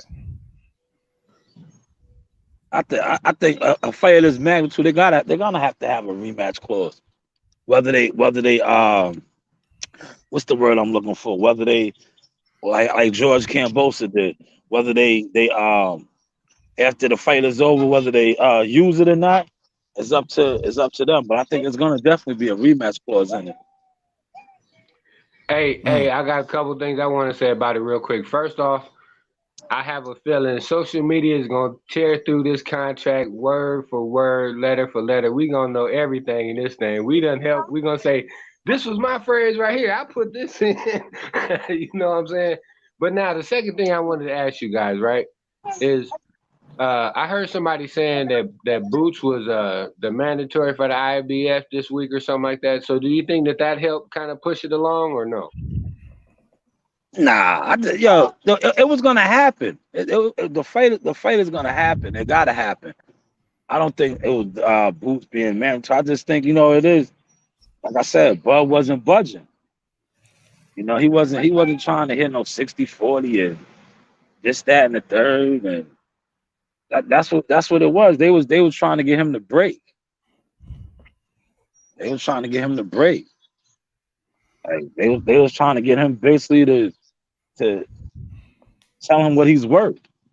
He stayed on his square. He stayed on his square.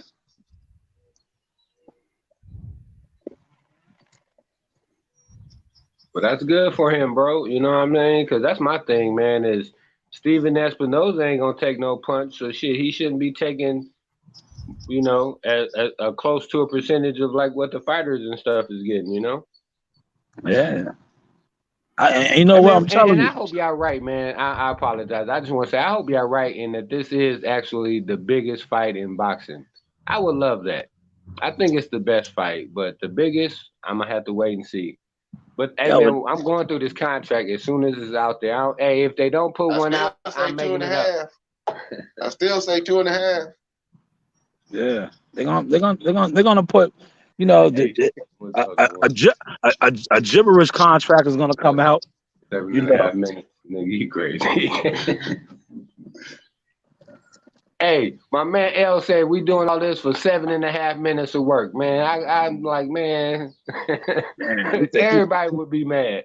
man, who's getting knocked out in 7.5 minutes, man? Here you go, Showtime. You gonna put a battery in his back.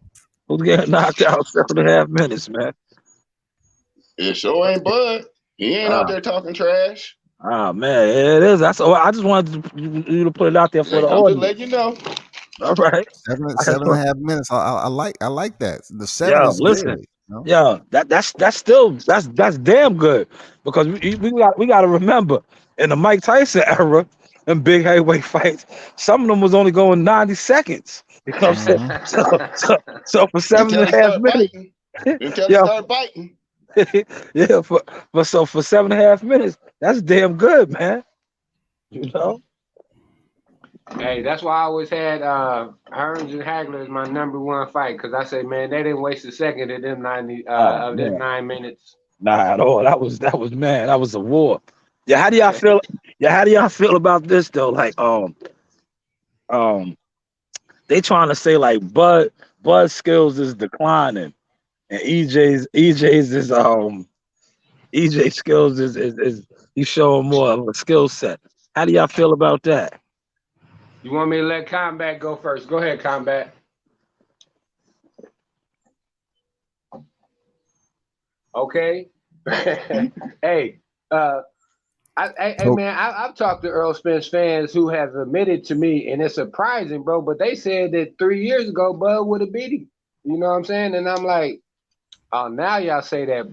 So they believe that this is his best chance to get a win. Mm. so so they're talking about that EJ's what? He's what? I see. I was in the I was watching some gibberish, and it was Mhm. like that Bud skills is diminishing, and Mm. his IQ ain't the same. But Whoa. Earl Spencer's skills, is on the up and up, man. He's getting better. And I commented, right? But then you know how like when you comment on certain chats and you make a lot of sense, yeah, they just try to drown you out. They drowned you out. Cause listen, all I said Right, was, they call you a Bud sexual. yeah, nah, I'm like, I'm trying to be a journalist. So I said, damn. I said, I like the logic you saying, but I said it doesn't make sense to me.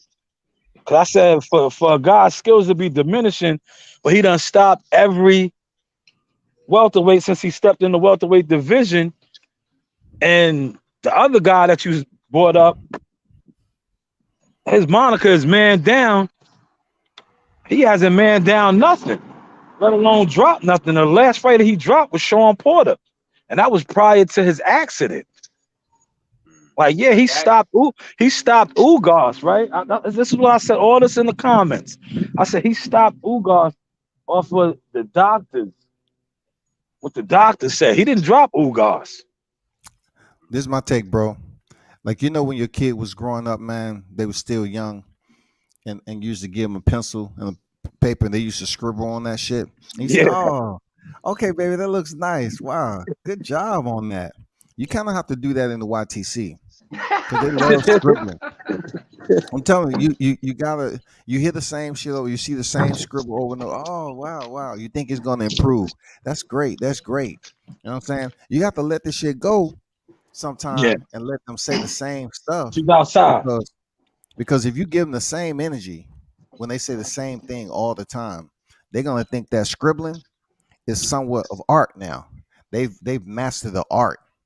They still scribbling, they still making no sense Yeah, because how if somebody like Bud, who's been known to stay in the gym, not drinking or smoking, have been in a horrific car accident, and we've seen Errol Spence come back from a car accident, and before that, he said he was making fights hard because he was out there ballooning up and weight and all this other stuff. I just think with the Errol Spence fans, how they sit there and characterize that we're some of the dumbest fans and all this other stuff. I don't think they believe it. Real talk. I don't think they believe it at all. I think it's just them being mean. You know how we used to be kids and say, "Don't be mean." You know, they're just being mean, man. You know what I'm saying? They being vindictive, spiteful, childish. I've heard everything they can possibly say, man. You know, Bud fans must be some of the dumbest fans. No, we don't believe that. We don't believe. But keep on practicing on your art, though. Keep on practicing on your art. Yeah, I was just like, That's man, why I say 7.5. All that trash they talk. all I did, I just think like, I just gave them the facts, and they just came for me, and I was like, damn, I just want to see the fight, but like that shit don't make no sense to me because People that don't like facts, they don't know they don't like the truth. I was like, how can the skills be But they don't diminishing, like what I say when I say 7.5. man? I See, was if like, you how say can it, 7.5, that's you talking about referring that to Errol Spence. That's man, you are absolutely speaking a language that's the most disrespectful language right now, man. Hey, That's the most hey, disrespectful language that you can they even speak right disrespectful with now. us. We ain't no dummies. There's a lot of and college motherfucking educated people here. I want to get your thoughts on this too, right? You know, like you said, we all intelligent in here, right? And when you look at the statistics, right? Um, and first I'm gonna use Bud, right? Bud faced Sean Porter, who was an elite fighter. Bud stopped him. Now, when we look at Earl Spence, you know, they love to use this. He faced more elite competition. What But elite went all the way. competition?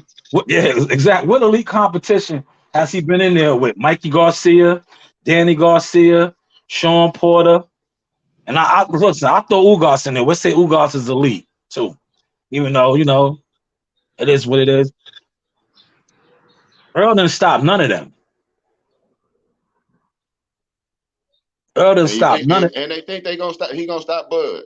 Yeah, What they that's say? why. Yo, and when you bring that up, when you say that, oh you I hate guess it, there's a first time for everything, huh? you know, oh you hate it, you hate. Nah, I'm just going off of the facts, man. Like yo, he didn't stop Mikey. He didn't stop Sean. He didn't stop Danny. But he's gonna stop Bud. Hey, bro, but that's why I say if there is a rematch clause, both of the toughest two opponents will be each other twice. You know what I'm saying? So Yeah. all that. Yeah. They get upset when you tell them stuff like that. I'm like, yo, bro, I'm just saying, like, he went the distance with Mikey. He went the distance with Danny. He went the distance with Sean. But he's just gonna have relentless pressure against Bud and stop Bud. So he didn't have the relentless pressure against Mikey and Danny and Sean. Oh, but he fought their He better style. do it in the first round when Bud trying to fill him out. That's all he gonna get. Now, I have no idea. I have no idea. I have no idea how this is gonna happen, man. The goof troop. They gonna tie Bud's shoes together. Real man. He got to hop around the ring. I just be trying to figure out that logic. I'm like, yo, he gonna stop a dude that just been stopping everything, and like I don't know, man. That's when you are a fan of a fighter, I guess that's how you have to look at it, man. Hey, y'all want to know the real? I ain't a fan of nothing. I don't like none of them. Yeah. I just know what happens in the hood. Yeah. He Yeah. said, Hey, I got Bud a question going for you though. Do Go you ahead. think that he will respond on social media, Bud, to this news? Probably not, right? nah, I'm saying this nah, weekend. Nah, nah. I doubt it, bro. That's not his style like that. I was gonna say, when have you seen Bud respond to anything but in the ring? Yeah. No, but he responds on social media. They'll let you know that. Like, I Yeah, don't know. I don't be listening. yeah, no. If he wants to, if he think there's something he need to say, he will say it. But like rumors and all that type of stuff, like when Spence was talking about signed a contract or whatever. Bud didn't respond to it on social media, but when Bud trying to negotiate with him, he'll tell him do his part or whatever. But go ahead, bro. I was in a conversation the other day about, somebody was telling me about, how Errol Spence, somewhat same conversation we having, that, he may potentially stop Bud. And then they had the nerve to say, yeah, you're talking about Errol Spence ain't stopped nobody. But all Terrence Crawford's 6 wins at welterweight has all been TKOs. He ain't stopping nobody either. I was like, man, this is what the debate has come to, man. You know what I'm saying? Hey, Combat, we gotta go like this. Technically, you're right.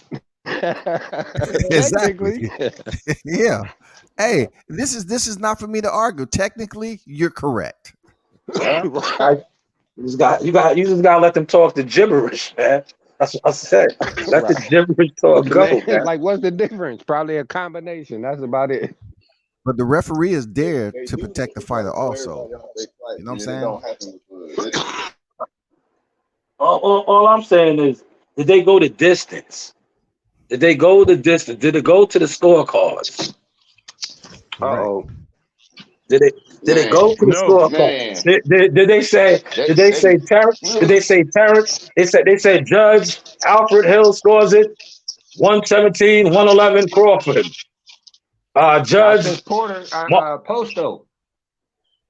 Judge Marlena Williams scores a fight 118, 112 Crawford. Judge Larry Hill scores a fight 115, 113 Crawford. The winner by unanimous decision, Terrence Crawford. Nah. Have we heard that at the welterweight division? And that's unfortunate. In the stands now, we have fighting between the fans in 5 different areas. It looks like Brooklyn up in here. We have to do something about this. All this post-fight fighting. Oh my God. Yeah, man. Yeah. I just go with the facts like he did. Yo, today, I'm telling you, today, and as the fight gets closer and closer to being announced, it's only gonna get worse. It's only gonna get worse. It's only gonna get worse, man. Yeah. It's only gonna get worse. It's super bad, man. Like we're talking about, like everybody on this panel has never broke bread with, like whoever we support, right? I'm talking about whether it's Bud or Errol. We never broke bread with them like that. I don't know if you ever did Showtime back with Errol Spence or whatever, but yeah, we have cats on here that never broke bread with these fighters, but yet they get so emotionally invested, man. It's just almost like the same thing. They saying that, oh, his Bud sexuals and all that, but why are you so angry? Why are you so angry though? If you never broke bread, you never rode down the boulevard and ride shotgun, in his car. If they never gave you the Ellie treatment, took him in a motherfucking Lambo up the street and all that, why are you so angry at other content creators about one fight? It doesn't make any sense, man. These dudes are angry, man. Yeah. They be upset, man. They get upset, man. Hey, what's that one thing they need? What was that, bro? When they anger management like Showtime done had, because Showtime would have been out there wilding a few years back too. I heard. Yeah, I would have, man. You need to teach them that anger management, man. Nah, I had to sit back and take it for what it is. I'm like, nah, man, you can't get caught up in that shit, man. And once you get caught up in it, man, it's a wrap, man. See, a lot of fans, like I said, man, they got caught up, man. They got caught up. And like we were saying earlier, a lot of these cats, man, has been talking about this for years. Won't even be at the fight, especially if it's close to Christmas like this. They won't even be at the fight, man. You heard what I said earlier. They're gonna do the Rick Glacier. Motherfucker, I stole it. And then when the numbers come out, they're gonna blame the Crawford fans. I told you the Crawford fans don't buy the fight, man. They don't buy the fight. It was Crawford don't Crawford fans. sell. Crawford don't sell. Yep. Crawford fans. And Yeah, I like keep telling them, I said, man, bro, if you gotta buy it on a app that you know started basically or whatever, and they gotta buy Disney Plus, and they gotta get Hulu, and they gotta download something else in order to even purchase the fight, bro. That to me, that's like 4 different pay-per-views. You know what I mean? I mean, nah, I know it's not pay-per-views, but this some one people right ain't here, doing all that. this one right here is gonna be Showtime, so it's not gonna be that complicated. It's not gonna be that complicated. Yeah, Right, Showtime gonna and that's what I definitely also have. tried to establish with them though, is that if this does do 1 million pay-per-views, y'all can't say that this was all Earl. That's why I try to tell them, you know, it's gonna Listen, take 2 to tango. Go ahead, yo, bro. D-Ray, you gotta lose that, man. It's him. He's the A side, brother.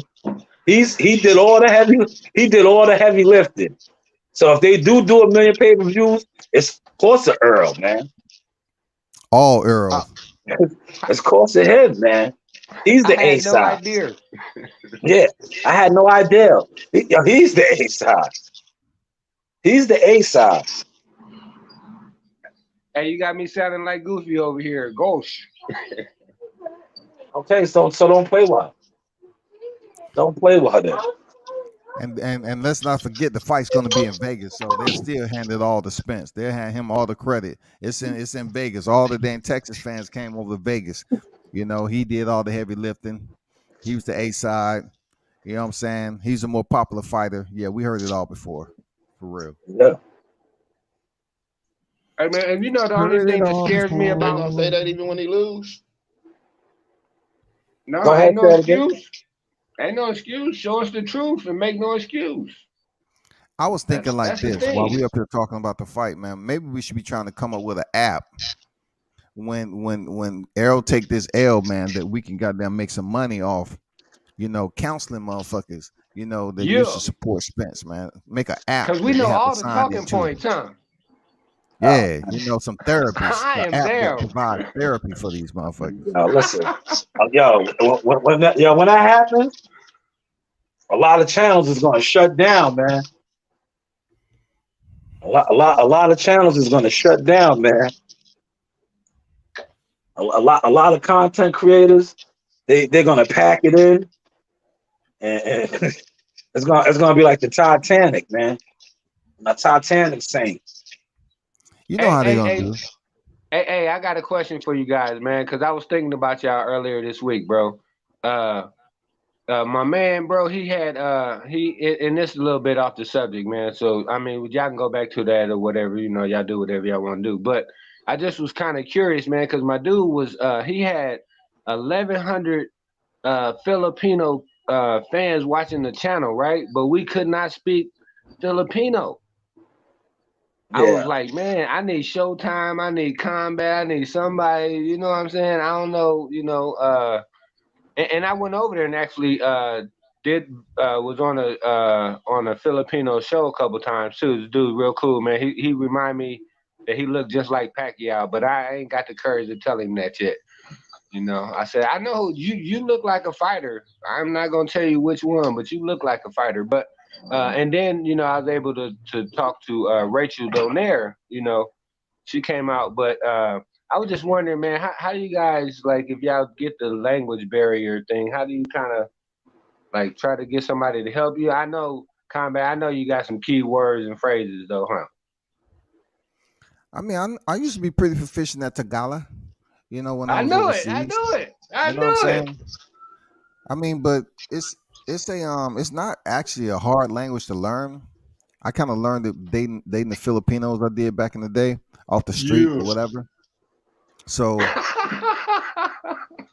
you know, all my shit gonna be slang, and they oh yeah, we know where you learned that. Okay, all right. Let me teach you Hey, but this. I I don't. shouted y'all channels out to them, man. So hopefully, you know, a couple of them come through and check it out, bro. I mean, they should know already. Believe it or Yeah. not, bro. Them cats that's in different countries and they roam the YTC. They know what channels are out here talking. They know. They just choose to cater to their own people because Filipino have a huge boxing fan base. They have a huge fan base, Huge. man. Yes, they do. they support the shit out of their boxers, man. You know. And how many people was on his live? How many people was on his live? Hey, listen, bro. He had like 115 subs, but he had 1,100 plus. But he had 1,100 when I went in there when I seen it. Because at first I thought it See, was that's crazy, man. 11,000. Oh boy has I know. 1,100 people watching. That's Philippines. That's Philippines right there, bro. Yeah. That's how they roll. Yeah, 'cause Listen, that's he like was their showing cable. the That's like their cable because network. hey, yeah. Hey, man, they make money off this too. But check it out though. But like Donnie, he had him and this guy had fought before, so they was just showing the replay, which you can't do that or whatever. But I mean, you're still getting the watch time and the subs. Yeah. And man, it was 1,100 in there until they turned that tape off because I guess they was trying to get the fight though. You know what I mean? Okay, I got you. And you said who they was watching who fight? Donnie, it was a fight that they just had over in the Philippines, or over in Japan. I'm sorry. He fought Castle. I kept Okay, I I thought got his you. name was Ki or something like that. But I got and you. here's the thing though, I wanted to say real quick, bro, and then I'm gonna be quiet for a second. But no, Nino Donaire, bro, from what Rachel and them was saying is now he's going to come back and try to fight this guy to restore the Philippine pride. But go ahead, bro. At what weight class though? Because it's only one 115. champion left at bantamweight, which is Paul Butler. So Oh, who's Nonito Donaire? 115. Excuse me. 115, right? So he's no bantamweight is 118. So he's dropping down from 18 to 15 at his age. From 18 to 15, and now listen to this. Now they think Inoue is going to go up. So when Inoue goes up, then they're gonna go back up. I got you. So he's dropping down to where Bam is getting all this excitement is super flyweight right now. So I don't know why he would be dropping down to super fly because Bam may potentially be facing Roman Gonzalez, but yet you still have Juan Estrada there. So I don't know, man. I don't know what the move is. What's the objective? Hey, the one I think about every time I hear that is Superfly. Man, that's the coldest sounding belt in boxing.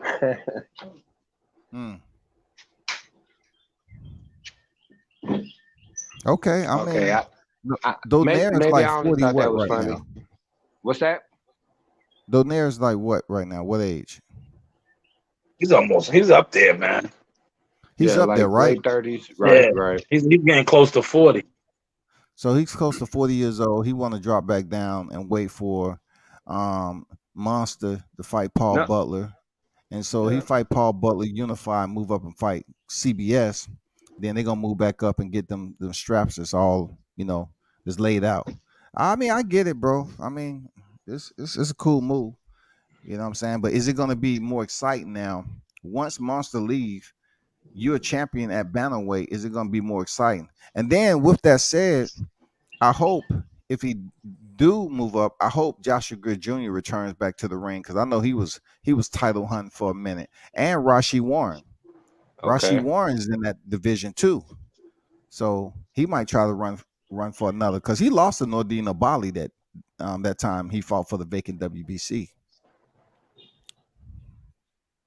I'm Yeah, So telling shout he's out you, to man. Baby Kid. and Rashid Warren's still young, man.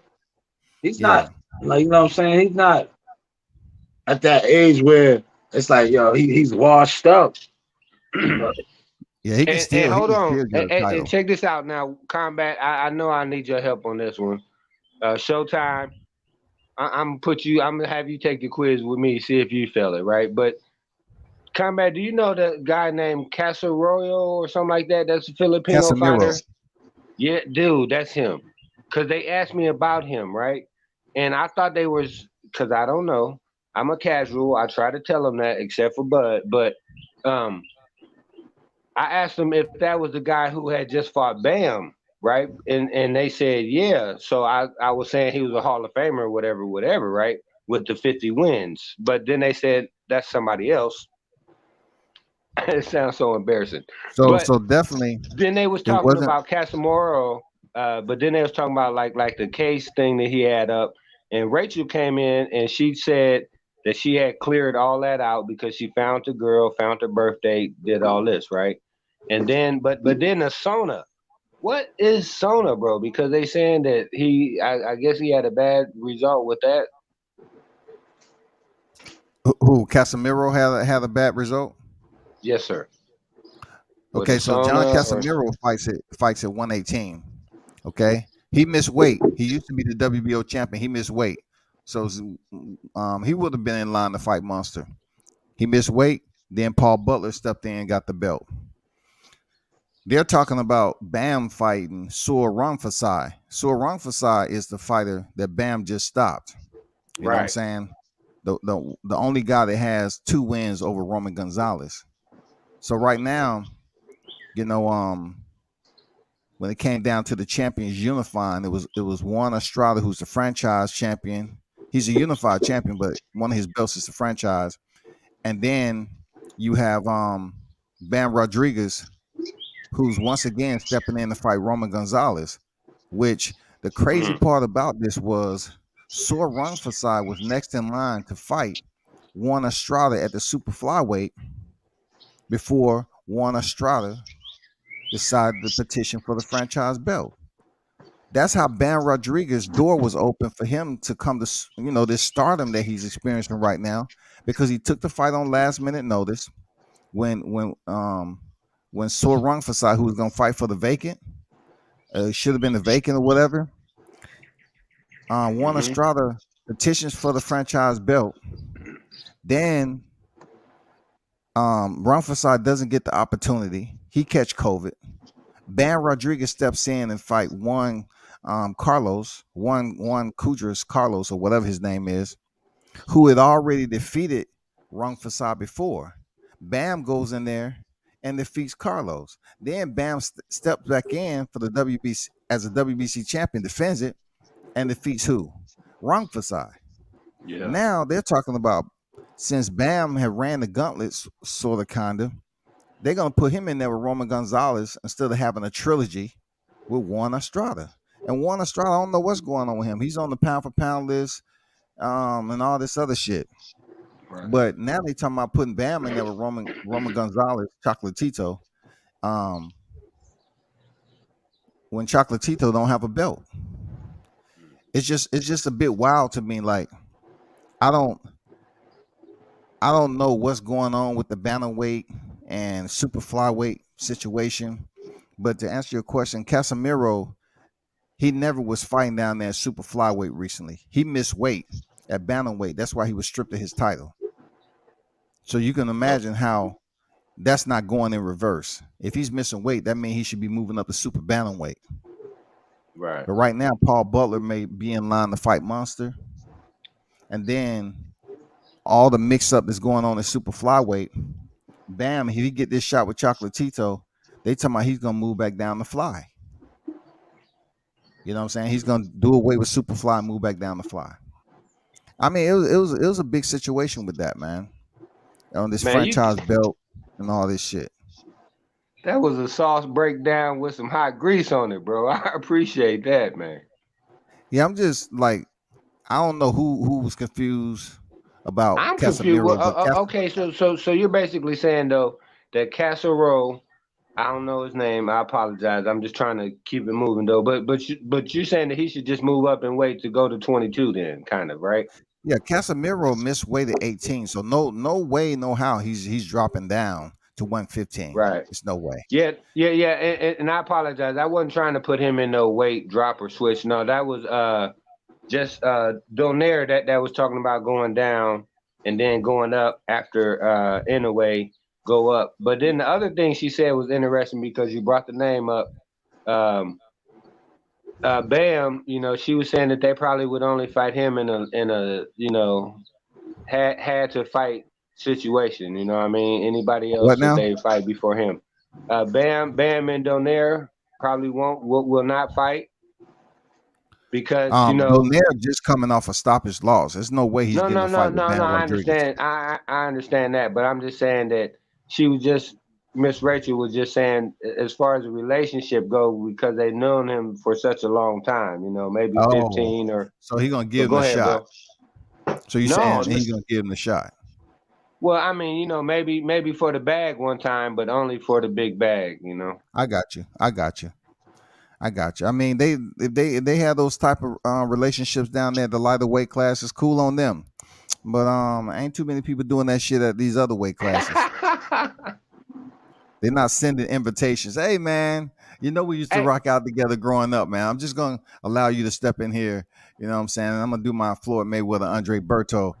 Give you a gift with the bag. No, hey, bro. So I want to ask you this then: do you think everybody gonna be trying to make reservations and buy tickets on social media today? That's gonna be their thing, is trying I to mean, how dig can deeper you and make find out, reservations? huh? If it's looking like it's November, how can you make reservations though? Yeah, but Like, I what do mean, you want some to make people gonna reservations guess. for? What week? You got to have a week. What week? Yeah. And a The venue entire and a month? date, right?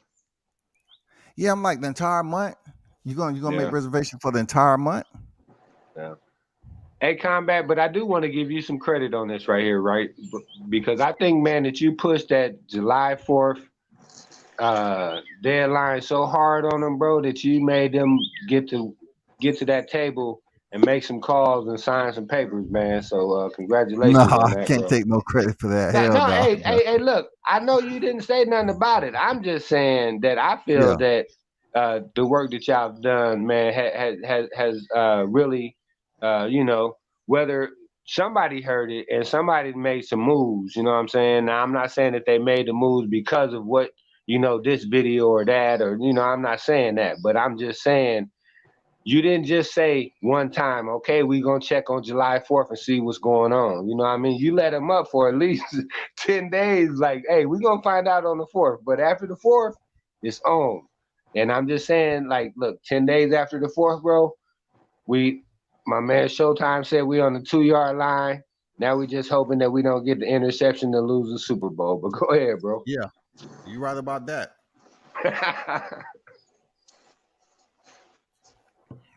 We don't have time for Russell Wilson to pass the ball when he should have gave it to Marshawn Lynch and run that bitch in the end zone. Absolutely. We want to taste the rainbow. Get them Skittles up. For real, get them Skittles up, goddamn. Hey, man, I Oakland in grabbed the me a pack of building. Skittles, man, before I could rip them open. Man, I said, how the Patriots got the ball? Man, you ain't never lied. That was the worst, man. Oh my God.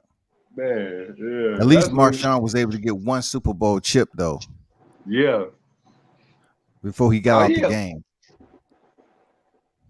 Oh, yeah. And he made from going from a person that, didn't like doing media talk to being an endorser and an advertiser. But, bro, hey, I want to ask you this, Combat. Why do you think it's so hard for boxers to get mainstream endorsements outside of Alicia because she looked good, Bumgardner, and Ryan? I don't know what Garcia. Oh yeah, and I need to ask you about his weigh-in yesterday. But go ahead, bro. Either one of them. It's not difficult for boxers to be out anywhere. It's just, man, the wild part about boxing is so many ways that people can eat off boxing. It's so many ways people eat off boxing. But you have a lot of fighters that's tied down. They're not independent.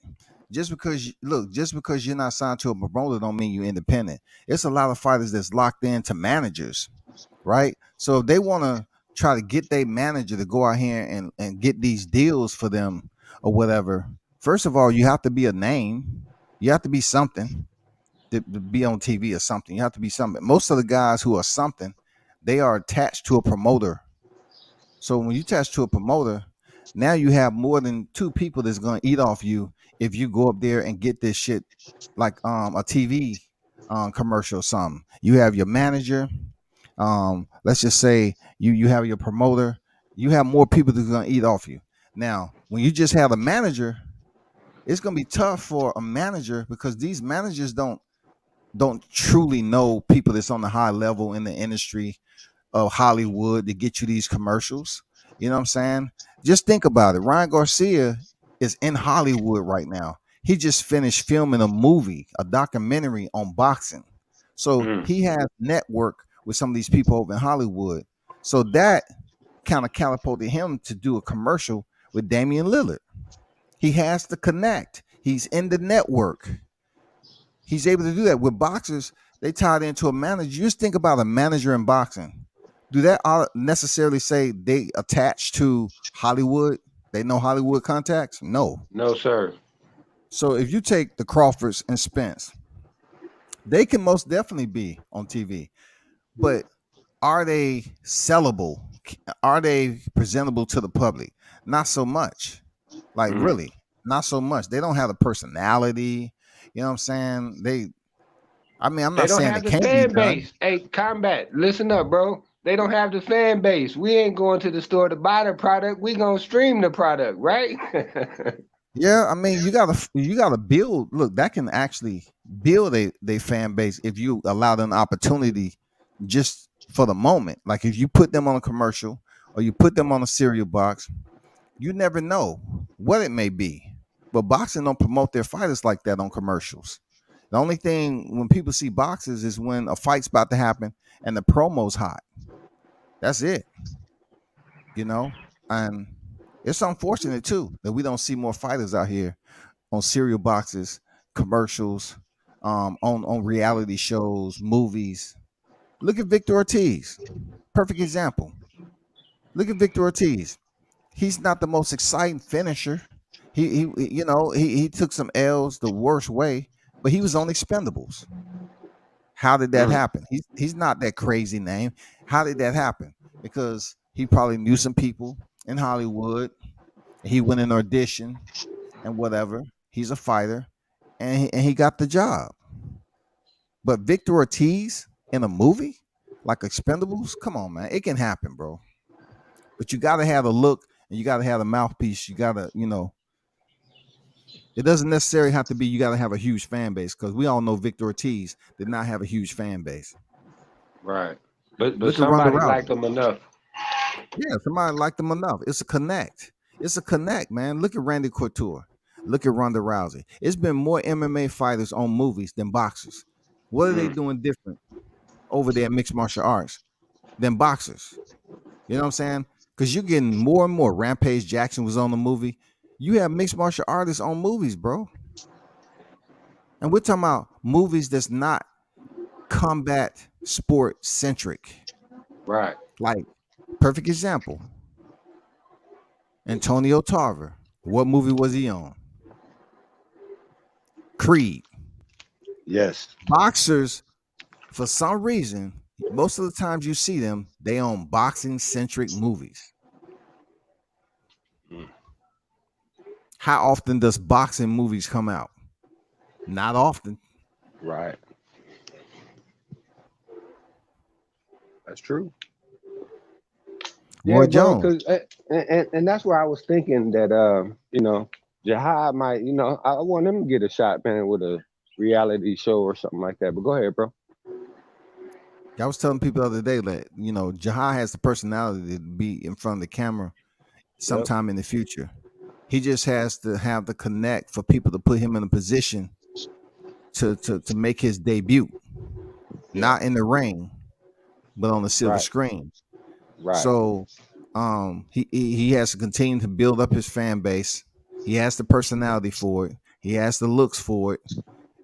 He just have to, his people, his team, they just have to continue to work, get him the exposure, because it's only going to be a short window, man, where people are going to really start to recognize who he is, because he's only 19, right? So just give him 2 or 3 more years, and he gets in the title contention.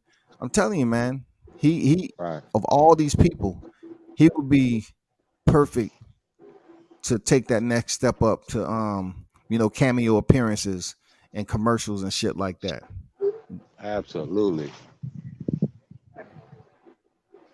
Even Teofimo Lopez, I can say Teofimo Lopez, even though he on some other shit. Oh man, they hyped him up yesterday, bro. Yeah. Yeah, I know. Yeah, they love Teo. Like Teo's good in front of the camera, man. He's a good interview. You know what I'm saying? But so is Jihad Tucker. He's a good interview. You're talking about teenagers knowing how to articulate themselves and respond with full sentences. that language is always important. Yeah. And see, bro, but that's what I'm saying with like Jihad though, man. The thing that is different from like Tio, right? And I'm just saying with me, and I could be wrong, but like Tio, his dad, whatever, they got the gear, right? Almost like a character of yourself is kind of what you're playing to Yeah. most people. Where Jihad could play, like you said, a detective. You can see him playing different roles as real people. Is all I'm trying to say. But go ahead, bro. I feel you on that. And that's what I Yeah, was saying yesterday on the live. I feel you that D-Ray. And that's all I'm saying. You gotta have the universal look that doesn't lean heavy on being a jock. When right. somebody just think you're a goofy ass jock boxer Oh getting hit man, in when he put the head. those glasses on, combat, he got him fooled. I'm telling you right now. Yeah. He put them He can glasses look, he can on. play a doctor. He can play a doctor when he put the Yeah, butt nakeds on. You know what I'm saying? yeah, He can play he can play a doctor, dog, or he can play something totally off the grid of his profession, and he can get away with it. absolutely. He just have to Got the get smile and everything too, bro. yeah. He just have to um continue to build a network. Yeah. Showtime and them they'll figure it out. But Oh, that's gonna be absolutely. another money maker for them. Once he gets Right. to that point, a little bit older, that's gonna be another money maker for Jahai though. Right, and that's all we saying, bro. Is basically is how the industry or whoever they dropped the ball on getting Spence and Crawford in that type of situation, making this what would be the biggest fight in boxing. Instead it's just a hardcore lead with a few casuals chipping in. You know what I mean? But you can't.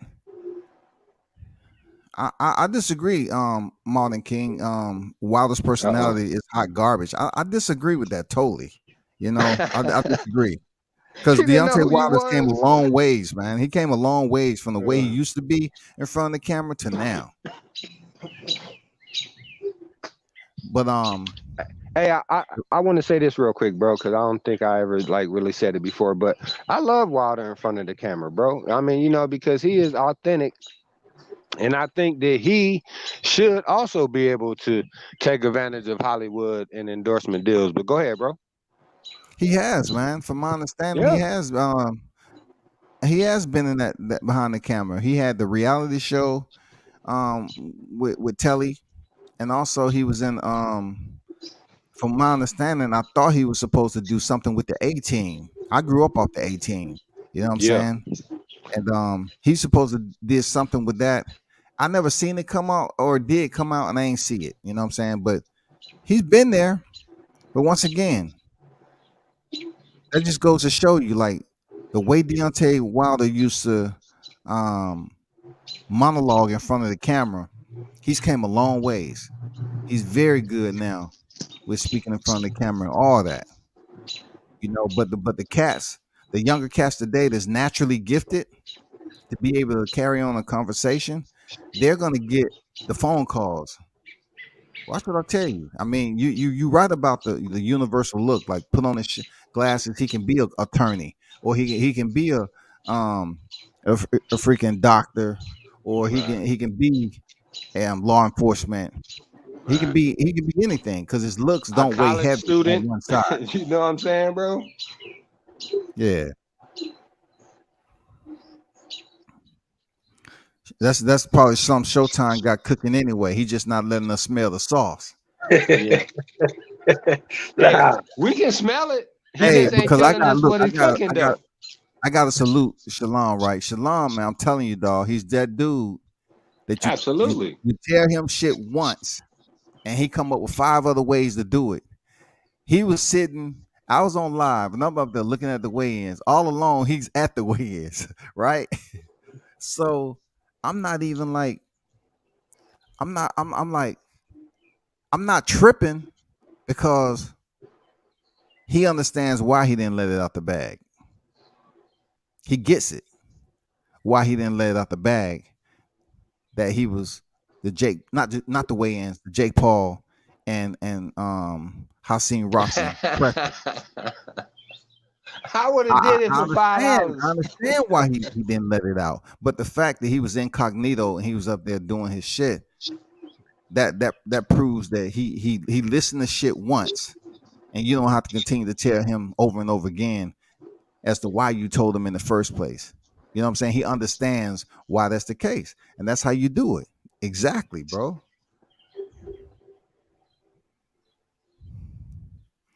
Yeah, you got to move incognito in this game, man. Gotcha. Look, I don't even know who content I was watching. Look, I'm up here on live, and I get off. I see IG. I say, who video is that? That's his video. Like, I, look, he didn't even tell me he was going to the oppressor. I say, okay. He changing Yeah. levels. Dude is goddamn special forces tac ops, goddamn it. You know, that dude did put one video. I'm telling you, man. I'm telling you, that's just another level of media shit. Like, you didn't let none of social media know, just showed up, boom, got the content, post that shit when you out. That's good shit, man. You gotta move like that. That's how remember Bruce Leroy. You gotta be in disguise, man. Yeah. Go in there in disguise with the Clark Kent look. Then they just think you some old Poindexter extra nerd. But meanwhile you work. Hey, why you didn't interview any of the Paul brothers or freaking Rothman? Great Man, question. I tried to, right? But you know how it is, like they know me. They know me. And the label that's put on me is that I'm extra aggressive. Oh, So okay. remember how we was talking You talking about the promotion or the fighter? the promotion. Okay. Remember how I was telling you at the top rank, when we got the top rank events? I was like, they be saying that I'm extra aggressive, and then they use that against me, saying that it's unprofessional. So I just, So you didn't have access to actually do interviews, but you had access to be in the building. yeah. I If I got you. wanted to, I could have. When they do, when they do the media scrums and all that, Yeah. I could have partaken in that. But I No, I know, got like, you. you know what I'm saying? Like, I know when I partake in that, and that it's like the round table thing, and they be like, this is such and I got such you. from what's the Yeah. name, and when I do it, they always say I'm too aggressive. So I learned that already. I'll be like, nah, I don't need to do it. I'll just catch these guys at the hotel, or I'll catch them outside, and if I want to catch them, I'll go up to them then. In a media scrum, you definitely have to be aggressive Yeah. because you'll never get your question off. You Yeah. saw how it went with Hassan Rothman. Like, they talking about, oh, you got 10 minutes. Whenever they put a time cap on that, that's your 10. You on Yeah. the go. You got to fire off. And what you can't do, you know how people start talking and naturally we shut off. Now you got to keep on rambling on till that person acknowledge you. Yeah. Most time in the media scrum, boom, they fire off at the same time, and then it's whoever shuts down first and who keeps going get the shot. Yeah. You got to keep going. So I don't know what the aggressiveness is. Like, you have to be aggressive in these media scrums, bro. Hey, bro, but that's the thing though. Is Showtime got that voice that if he keep going, he gonna drown everybody else out anyway. You know what I'm saying? Everybody gonna be listening to him. Like, go ahead, Barry White. That's for real, bro. You got this. You got that sound. You know what I'm saying? I remember doing the media strum with Rosario when he fought on that Danny Jacobs card, and they said I took the whole interview over because he just started just going back and forth with me. And he was like, you gotta let other people ask questions too. It's like, And see that's where it goes all wrong, because you don't, because they have the same opportunity to intervene that you did when you initially started it. So if they don't want to intervene and cut you off, that's their problem. You know what I'm saying? It all depends. Believe it or not, it all depends on how they size you up. Because I remember when me and Shakur started a freaking media scrum, and it was just me and him going back and forth, and I stopped, and nobody else said anything, and Shakur said, "That's it, that's it." And then they was like, "Oh, I thought he was interviewing. I thought he. I don't know if they thought I was radio, because a lot of motherfuckers get me confused with Radio Raheem. Unfortunately, you know what I'm saying? For real, dog. Motherfuckers just let me have the interview. I think they thought I was Hey man, radio and shout out shit. to Radio, man. I like him, man. I do not care what Man, nobody says. But whatever, go dog. ahead. Hey, you have the right to like who you like, man. Thank you Not very Oscar much. the My cat. man, hey, he brought me plenty of content. Go ahead though. Oh, he brought you plenty of content. Okay. Plenty. On Bud, come on, man. He got some of the best interviews with Bud. You know what I'm saying? I mean, that's good, but that's not even my reason for feeling the way Yeah. I do. I Well, just feel I that don't know the behind the he's not scenes even thing. he's not fair with other media that don't have the same amount of resources that he has to move the way he moved. He just takes over freaking media and he don't care. So I Oh. say, okay, I understand. All right, I'm not mad at it. Like, only the strong survive. I get it. Only strong survive out there in the media scrums like that. Okay, but don't be an asshole about it. Yeah, hey, and then you saying everybody think you him? Yeah, man. Because I wear my glasses sometimes. People be tripping, man. Like, man, when I seen Oscar Valdez team, I'm like, Oscar has so much security around him at the MGM. So I said, "Hey, Oscar." He said, hold up. So all these Mexican kids, Hispanic kids, getting in it, and getting autographs and shit. Boom, boom, boom, boom. And then one of the team members, I say, "Hey, is it cool for me to get an interview with?" He said, "Yeah, fine." So there's another dude closer to Oscar, who was security. I say, "Oscar." He said, "Wait, you have to ask. Does you want to interview? If he say no, it's no." I said, "Who do they think I am? They must think I'm radio, dog." Because I never met these people in my life. Say this ain't that, no. This ain't that. That ain't this. Something. All day. I don't know. Yeah. But anyway, moving on, man. It is what it is, man. Shout out to the grind or whatever. Have you been up to the gym yet there, D-Ray, or not?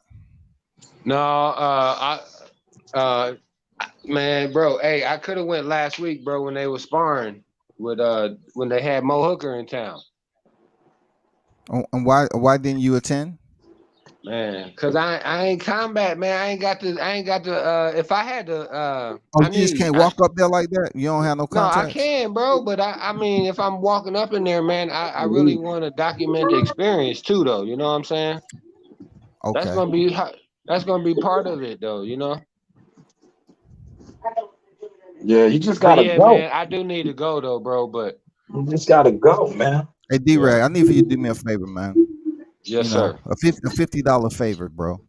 This is the easy $50 you can make. This is the easy $50 you can make. Easy. When you go up to the gym, let Terrence or Bomac know that I want to come out there and do a little media coverage. Absolutely, yeah. Cause you talked Once with the me about fight that. is signed. Once the fight is signed. Okay, you want to do what though? Some media coverage, man. Go out there, take some Okay. stills, hang out with the team. I already know the gym protocol. I already know that. I don't need anything from them. Do I get I just 50 need to photos try to get access. Go ahead. No, I said in nothing, man. Go ahead, man. I'm just playing around though. But yeah, hey, No, but that I'm just sounds saying, good. man. You up there, bro? But you saying Like, after they after it's announced or they sign it or something, bro, they might be. I don't know how long after that they gonna stay in the O, But yeah, man, I'll go holler at them about it though. And I think though, and this is just me just spitballing it, right? It's because matter of fact, bro, last week I was on here with Showtime, and I was like, Bernie hey man, called. huh? And you talking about when Bernie called you? No, I called him because I was like, yeah, I want to try to get him on the show because I didn't know he had been back in town, till he made that yeah. video. And then that's when he invited me to the gym. And I was like, dang, I said, boy, I know Combat and Showtime was beating that mug in 5 minutes. For real, man. Come Yeah, on, you And yeah. then gotta he when you telling get me that access like everybody that, was, you gotta go. yeah, on a spar day too, bro. I'm like, what? On a spar day, man, please. That's the It ultimate, dog. it was a 30-minute. It was a 30-minute, like, warning. Like, yeah, we going at 12, and it was like 11:30, 11:35. I'm like, man, that's why all you got to do is grab it and get. I'm just But saying, you if you in that yeah, position, man, you drop that yeah, info to Bernie, any one of them, let them know who I am, man. And I yeah, for definitely like sure. to try to get some media coverage. You know, instead of with everybody being media coverage. You know, Right, I feel you. I like to travel over wherever they at and do Yeah. that. Hey, bro, yeah, because that would be cool, and I'm just, I don't know, but I'm saying like if you could get a couple Saturday spars in, you know what I mean, and then do whatever you're trying to do during the week or whatever, bro. You know, I think, man, should you have what they call that content right there, bro, for sure. That's all I'm saying. Yeah, yeah, yeah. Bro, I told you that you had a good one with Wilder, man. You know what I'm saying? I was like, man, that shit was just, kind of really helped me learn about the champ. You know what I'm saying? And that was shit that I was still growing, and all that shit I edited myself. It wasn't even the best edit, but I'm like I did all that clips over and over, trying to catch different things here and there, man. Because I mean, it was amazing to cover the champ. While Yeah, he was active, reigning, and while I was living. You know what I'm yeah, saying? oh, So absolutely. I'm And, always grateful for that. All these champs and future champs. You know what I'm saying? I mean, hey. and that's what I love too, though, bro, is that not only did you cover him when he was reigning, you know what I'm saying, but you covered him when he was getting his statue, and you know what I'm saying.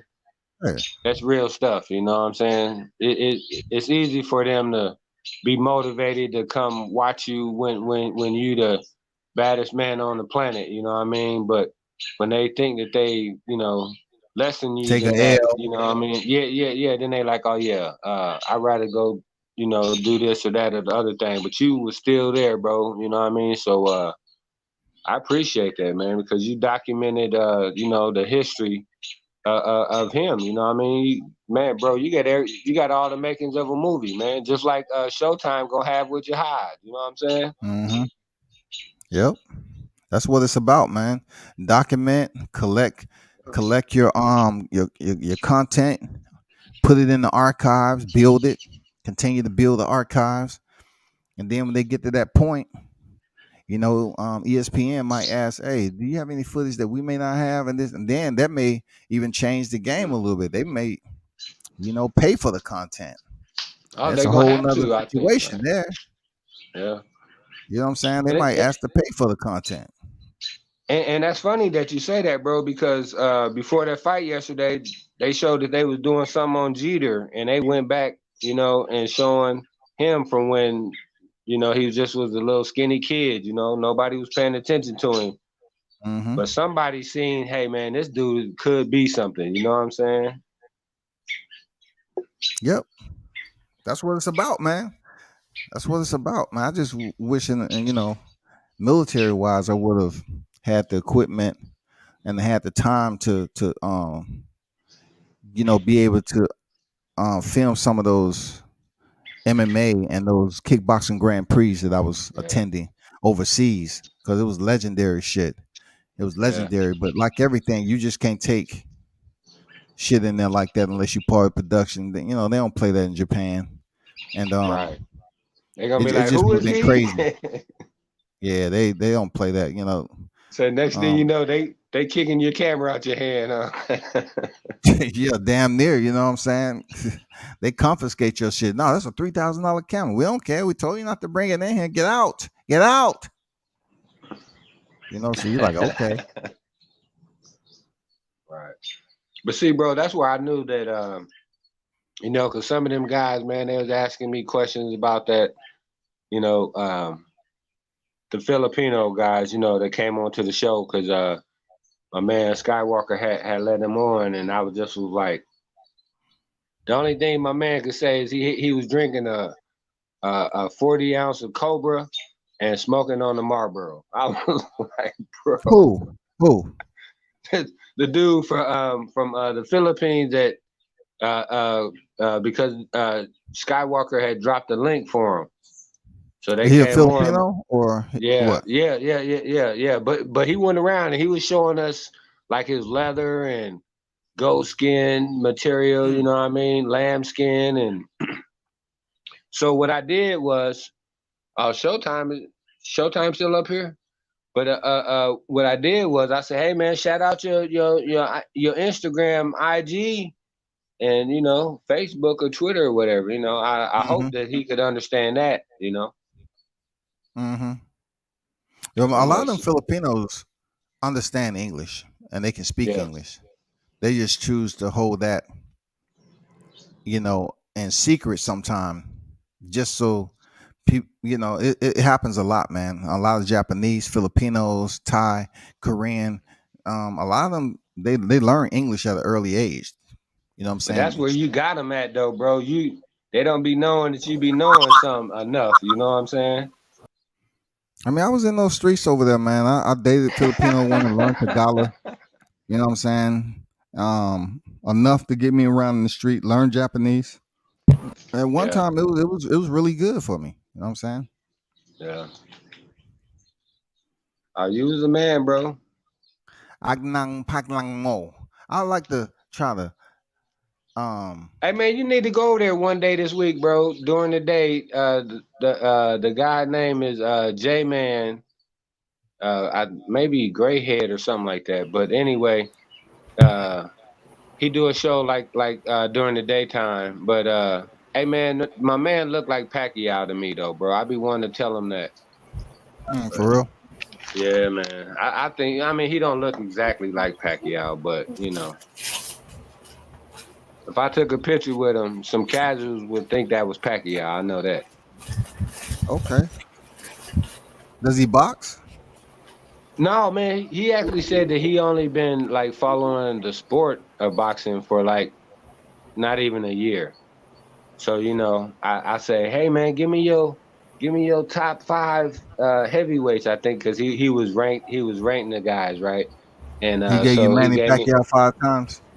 No, no, this was heavyweight, but I did have him go through the list of every weight and tell me who his favorite fighter was, and guess who one of them was, bro? I could not let him off the hook with that. Gotti. No, hell I no. said I And that's love that's the little Arturo, joke bro. I just sent your way. Because he was Filipino. He said Manny Pacquiao 5 times. That was just a joke, dog. Yeah, for heavyweight. I know, man. Hey, I don't have a good sense of humor, man. But No, him saying that. You said Gotti? he said Arturo Gotti for like 130 or Arturo Gotti, he's 35 or way something off. like that. I'm like, man, come on, man. He's way off. I mean, they like them Yeah, middle tier, the middle division tiers, you know what I'm saying? right. Fighters that was popular. Yeah. Like a Donaire, you know what I mean, who you know, I know that's a little I mean, bit of yeah, go ahead. because he gave me his five favorite Filipinos too, and they were 1-2 with Manny and Donaire. Okay. And I think maybe Sai, who you're talking about, and then Casamoro might be 1-2. But bro, I'm telling you, Combat, because like you said, you can get down in them streets with them, man. They'll be like, "What?" you know. I can But the tell you dude right got now, Rung a Fasai small. isn't Filipino. What's that? So Rung Fasai isn't Filipino. I know that just off Okay. the way his name is spelt and everything. He's Thai. So Rung Fasai is Thai. Okay, my bad. I made that mistake then. No, it's all good, bro. I'm just saying he's Thai fighter. Okay. Hey man, so do you watch that pro box then? You obviously do then, right? Absolutely. The Lopez He brothers said just went over there. absolutely. Yeah. I like pro box, man. Yeah. Was it I like wish it was. $2 a I month? wish it was closer to the A. I wish it was closer to the A because it's man, Florida. That's a trip. I ain't telling you gotta go with me to stand up, but I'm just saying. What's good? What now? Showtime Sizzles. What's good, man? What's going on? Just chilling, y'all. I get my arthritis kicking in, typing and shit. Just figure out pop on and shit. That's how I do. I do like the Candyman. I just pop up. Yo, yeah, Well, wait do we say your I name like 3 times then? You want to go back out? We say your name 3 times, then pop up.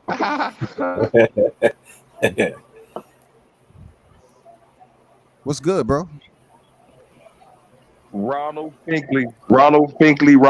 Every time I comment, that's my name, Ronald Finkley. What's good? How you doing, World Combat? I'm good.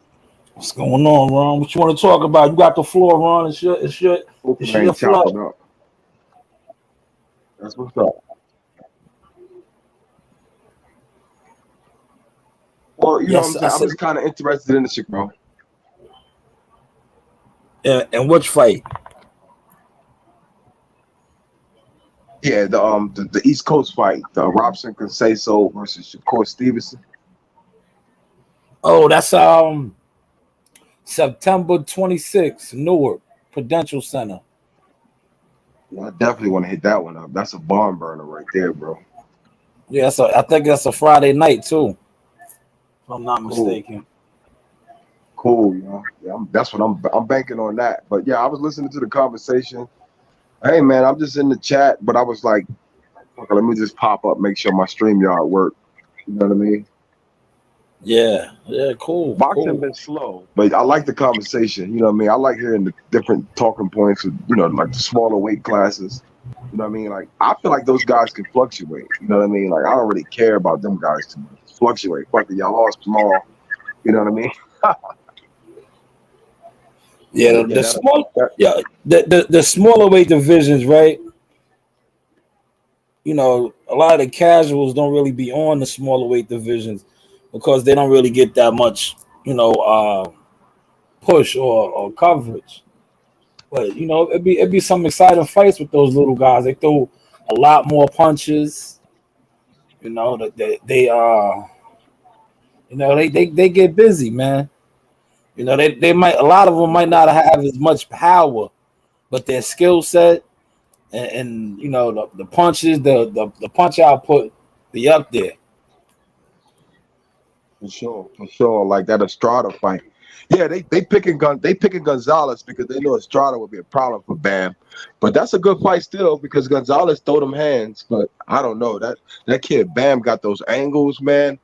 He's just an all around like excellent boxer, puncher. You know what I mean? Like he gonna whoop on Gonzalez, I think. Gonzalez, you gotta think too, man. Chocolatito, right? He's old, man. He's durable.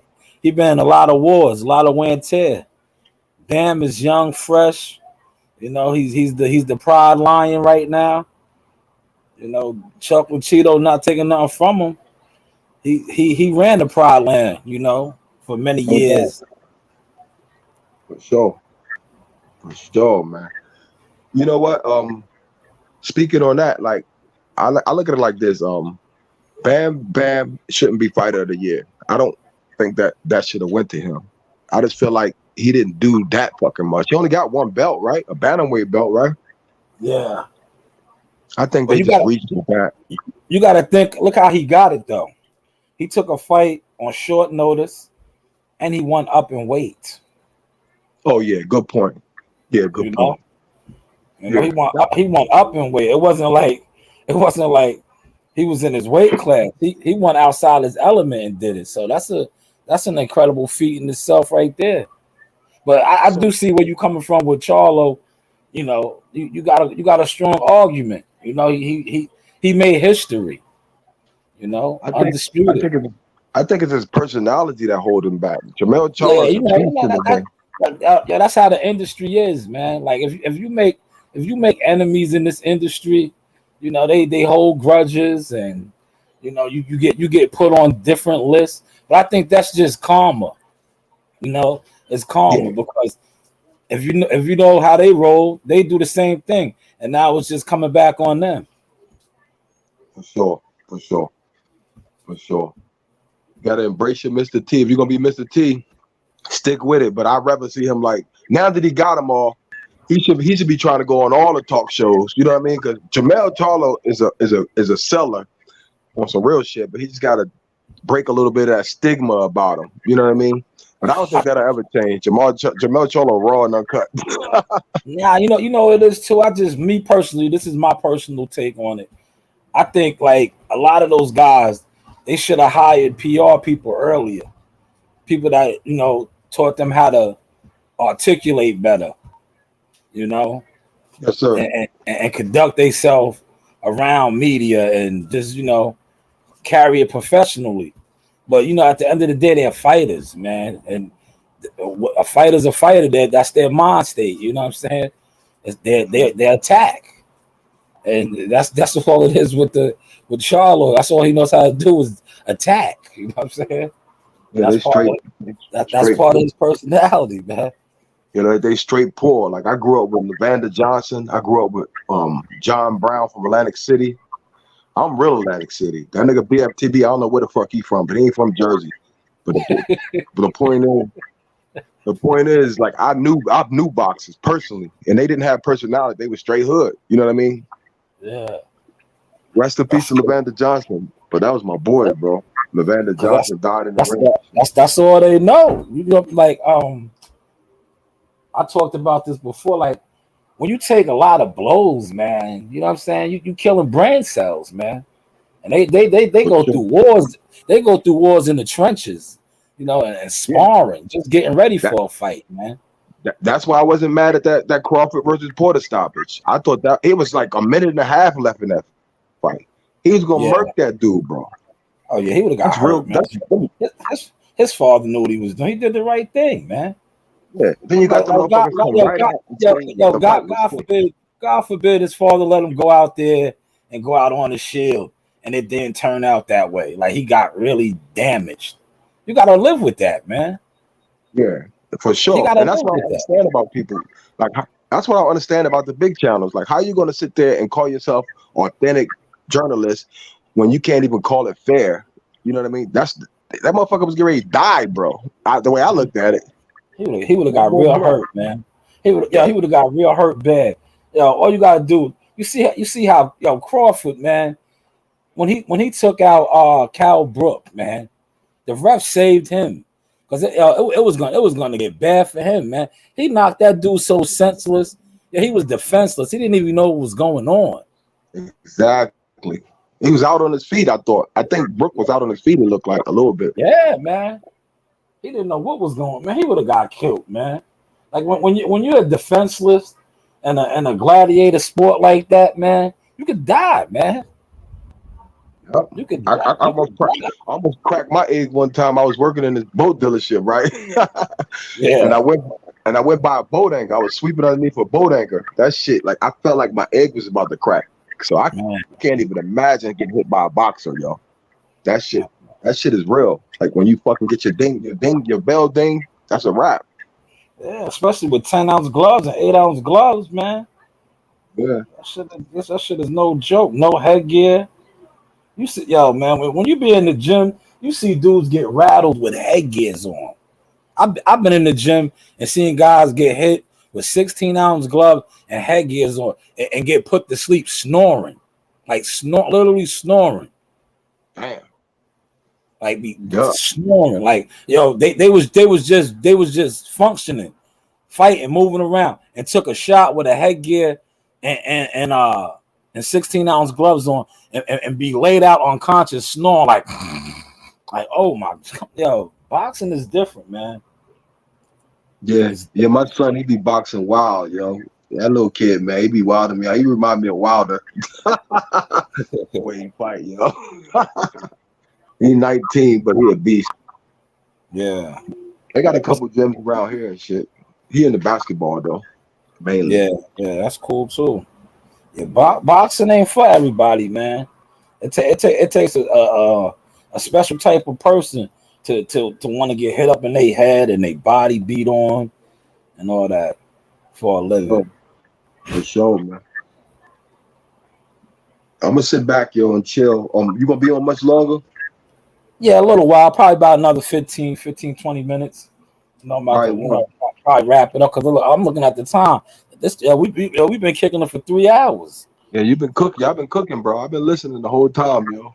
I appreciate that. I appreciate that, man. All right, one. Thanks for tapping in. No doubt. That was my guy Ron Franklin. Salute to him.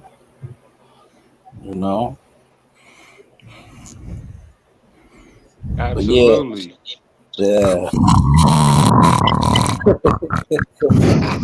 Yeah. Dude. I'm not gonna put the fight out there, but it happens, man. It happens, man. In the blink of an eye, man, it can happen. That's why he brought up a valid point, man. He brought up a valid point. Thank you. He brought up a valid point here. He brought up a valid point, man. Like that was an excellent stoppage, man. And for the people that said Kenny Porter, this, that, and the third, like, nah, man. Kenny knows that's his son. You know, that's his son. You know, that's his Hey, son. that's where I had asked them when they first started saying that. I said, man, that was just like a movie to me with Jaws, right? And Jaws is about to put the final bite. You ain't gonna yell cut so you can keep your son, bro. That's ridiculous. You know what I'm saying? What kind of trainer or father are you? But go ahead, bro. Nah, that's why like fans of boxing, they never understand, man. If you never been around a fighter or know a fighter, like I come on here, I joke about like Derrick James and shit being punch drunk, calling the punchy and shit. But he got it. He don't even have it bad. You got other fighters, man. They got it bad, man. Right. They need that association, bro. Somebody looking out for them. Yeah, they be having it bad. Like they'll be like, I know a fighter that like he'll be talking to you about one thing, right? This is from all the wars that he had in the ring. He could be talking about, yeah, man, I think I'm gonna make salmon croquettes tonight and have it over grits. Then he'll just stop. He'll stop that whole conversation and be like, yeah, I like the new Honda Accord. The coupes. Like, yo, dog, you was just talking about eating salmon croquettes. Where did this Honda Accord thought just come out in 2 seconds? That's from all the blows he took in his head, man. His head don't function at a normal fashion no more. Absolutely. Hey, but that's the one thing I think the champ said is that the brain ain't meant to be hit like that. You know what I'm saying? No. And this dude ain't even that old, man. Like to be doing that. Like he's like he's not even that old. Like that's like a grandfather function. Yeah. This dude is nowhere on like grandfather time. It's like he got early stages of dementia. Yeah. And that's from boxing. Oh, bro, but that's like Skywalker, his uncle, Bobby Chacon, bro. He was talking about, you know, he ended up like basically pretty much in the Hall of Fame, but homeless and with different issues. You know what I'm saying? Yeah, damn. It's sad, bro. Even for like the Hall of Famers, some of the Hall of Famers that you talking to, you know, and we ain't even talking on that level, but you know, they all taking damage though, bro. Yeah, man. Yeah, that's the ugly side of boxing, man. The ugly side. Ugly side of boxing, man. Real ugly side. That's why I'm telling you, I advocate hard. Like when I see a fighter that knows his worth, and then they be like, nah, fuck that. I want this. I want to get paid this. I don't come on my shit and be like, oh nah, he should just take what he gets and shut up. Like what? Right. He overpricing himself. Like what? I can tell you really don't know nothing about the gladiator sport, man. You telling the man that every time he laces him up, he has a chance of dying. That he should just take what he's given. Hey, what did your man say though? They ain't touching them M's like that though. That's why they saying that. Yeah, That's why they ain't getting them either though. You know. yeah, that's a fact. That's a fact. Hey, Man. that's why when they start talking that with Bud, I say, didn't he tell y'all he ain't taking no more pay cuts? Yeah, nah, he know They hate that shit, bro. Yeah. Nah, you gotta stand on your square, man. Right, and especially when they go, well, EJ got 3 belts and Bud got 1. I go, but dude, look, he can't get undisputed without Bud, so that's another belt. And he cannot get lineal champion Ring Magazine belt without fighting Bud, so that's another belt. So whoever wins is gonna get 6 belts. It don't matter if you're coming in with 3, how many you leaving out with? That's a fact too. That's a fact. And you can't keep pushing the narrative that this is the biggest fight in boxing.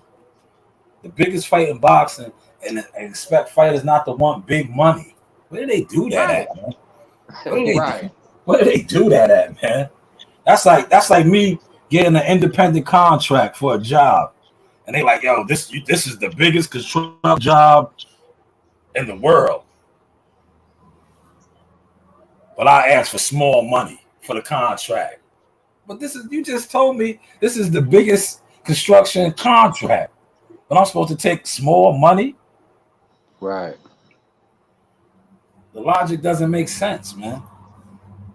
Hey, it don't make sense, bro. But that's where, I hope, like you said, both sides get their true value for the fight, and that, they end up safe and or whatever, you know what I'm saying? And hopefully, like you said, though, that they can have a rematch already set up, Yeah. And even if the rematch is at 154 for no belts. Man, come on, man. Yeah, later on then. Yeah, but I don't think back to back.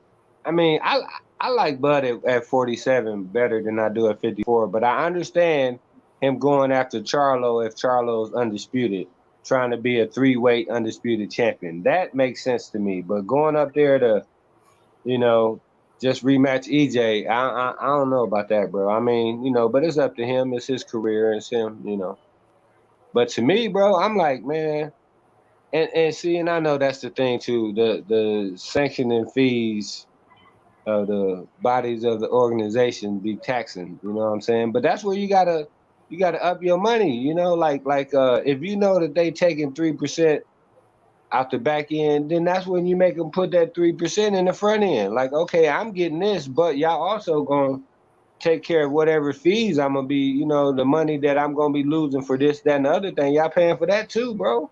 Yo, I'm glad you just brought that up. You put something out there that they might have stole that and ran with it, and you didn't get no credit for it. They tried to make it seem like you was talking crazy when you said, and I know other sports do this, right? I think the UFC does this.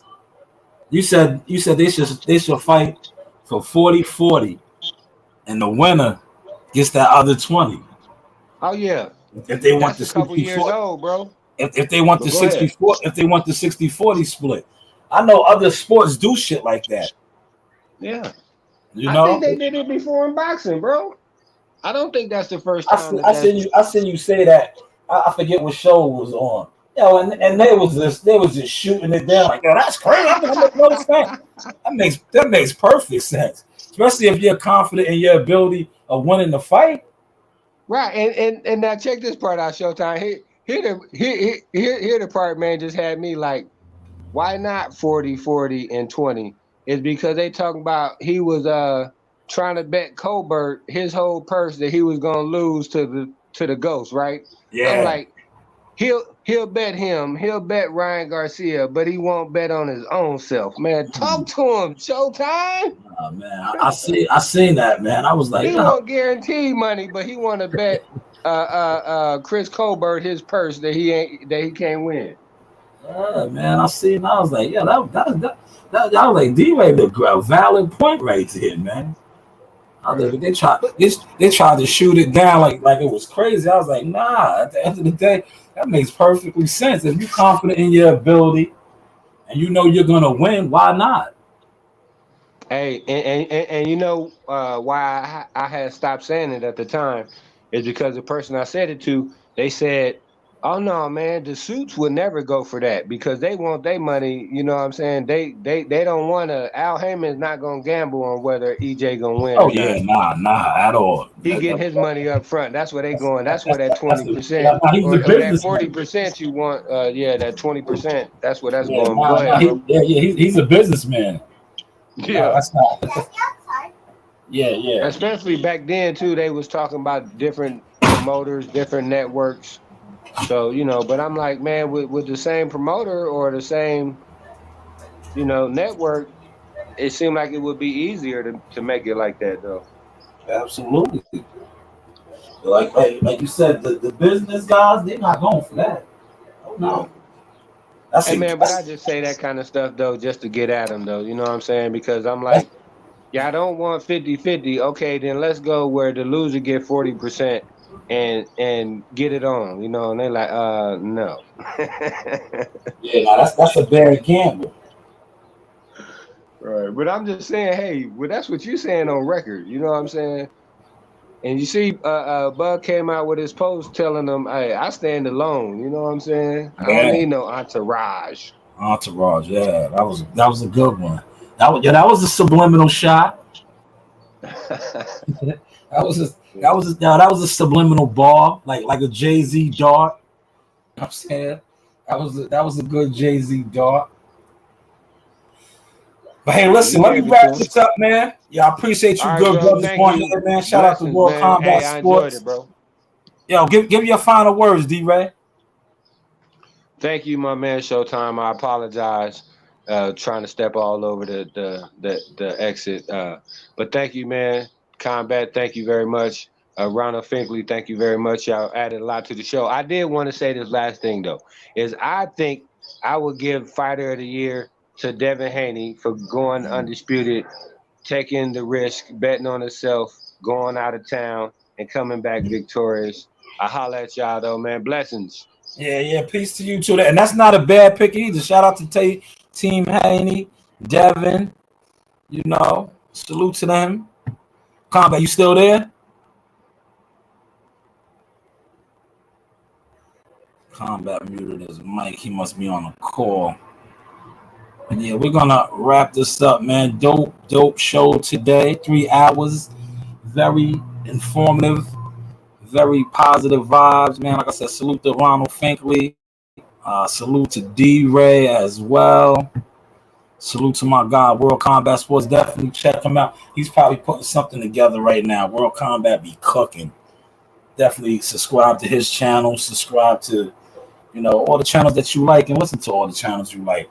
But this started out as the Gibberish Volume 1 and turned out to be very, very well. Like facts, may the best gladiator win. I'm gonna try to catch up on some of the gibberish and with gibberish reaction video volume 2, man. Once again, like I said, salute to everybody that was on the panel today. World Combat Sports, Ronald Finkley, as well as my boy D-Ray Promotions. And we are out. You know the vibes. Yaga. Zaga. Ahala.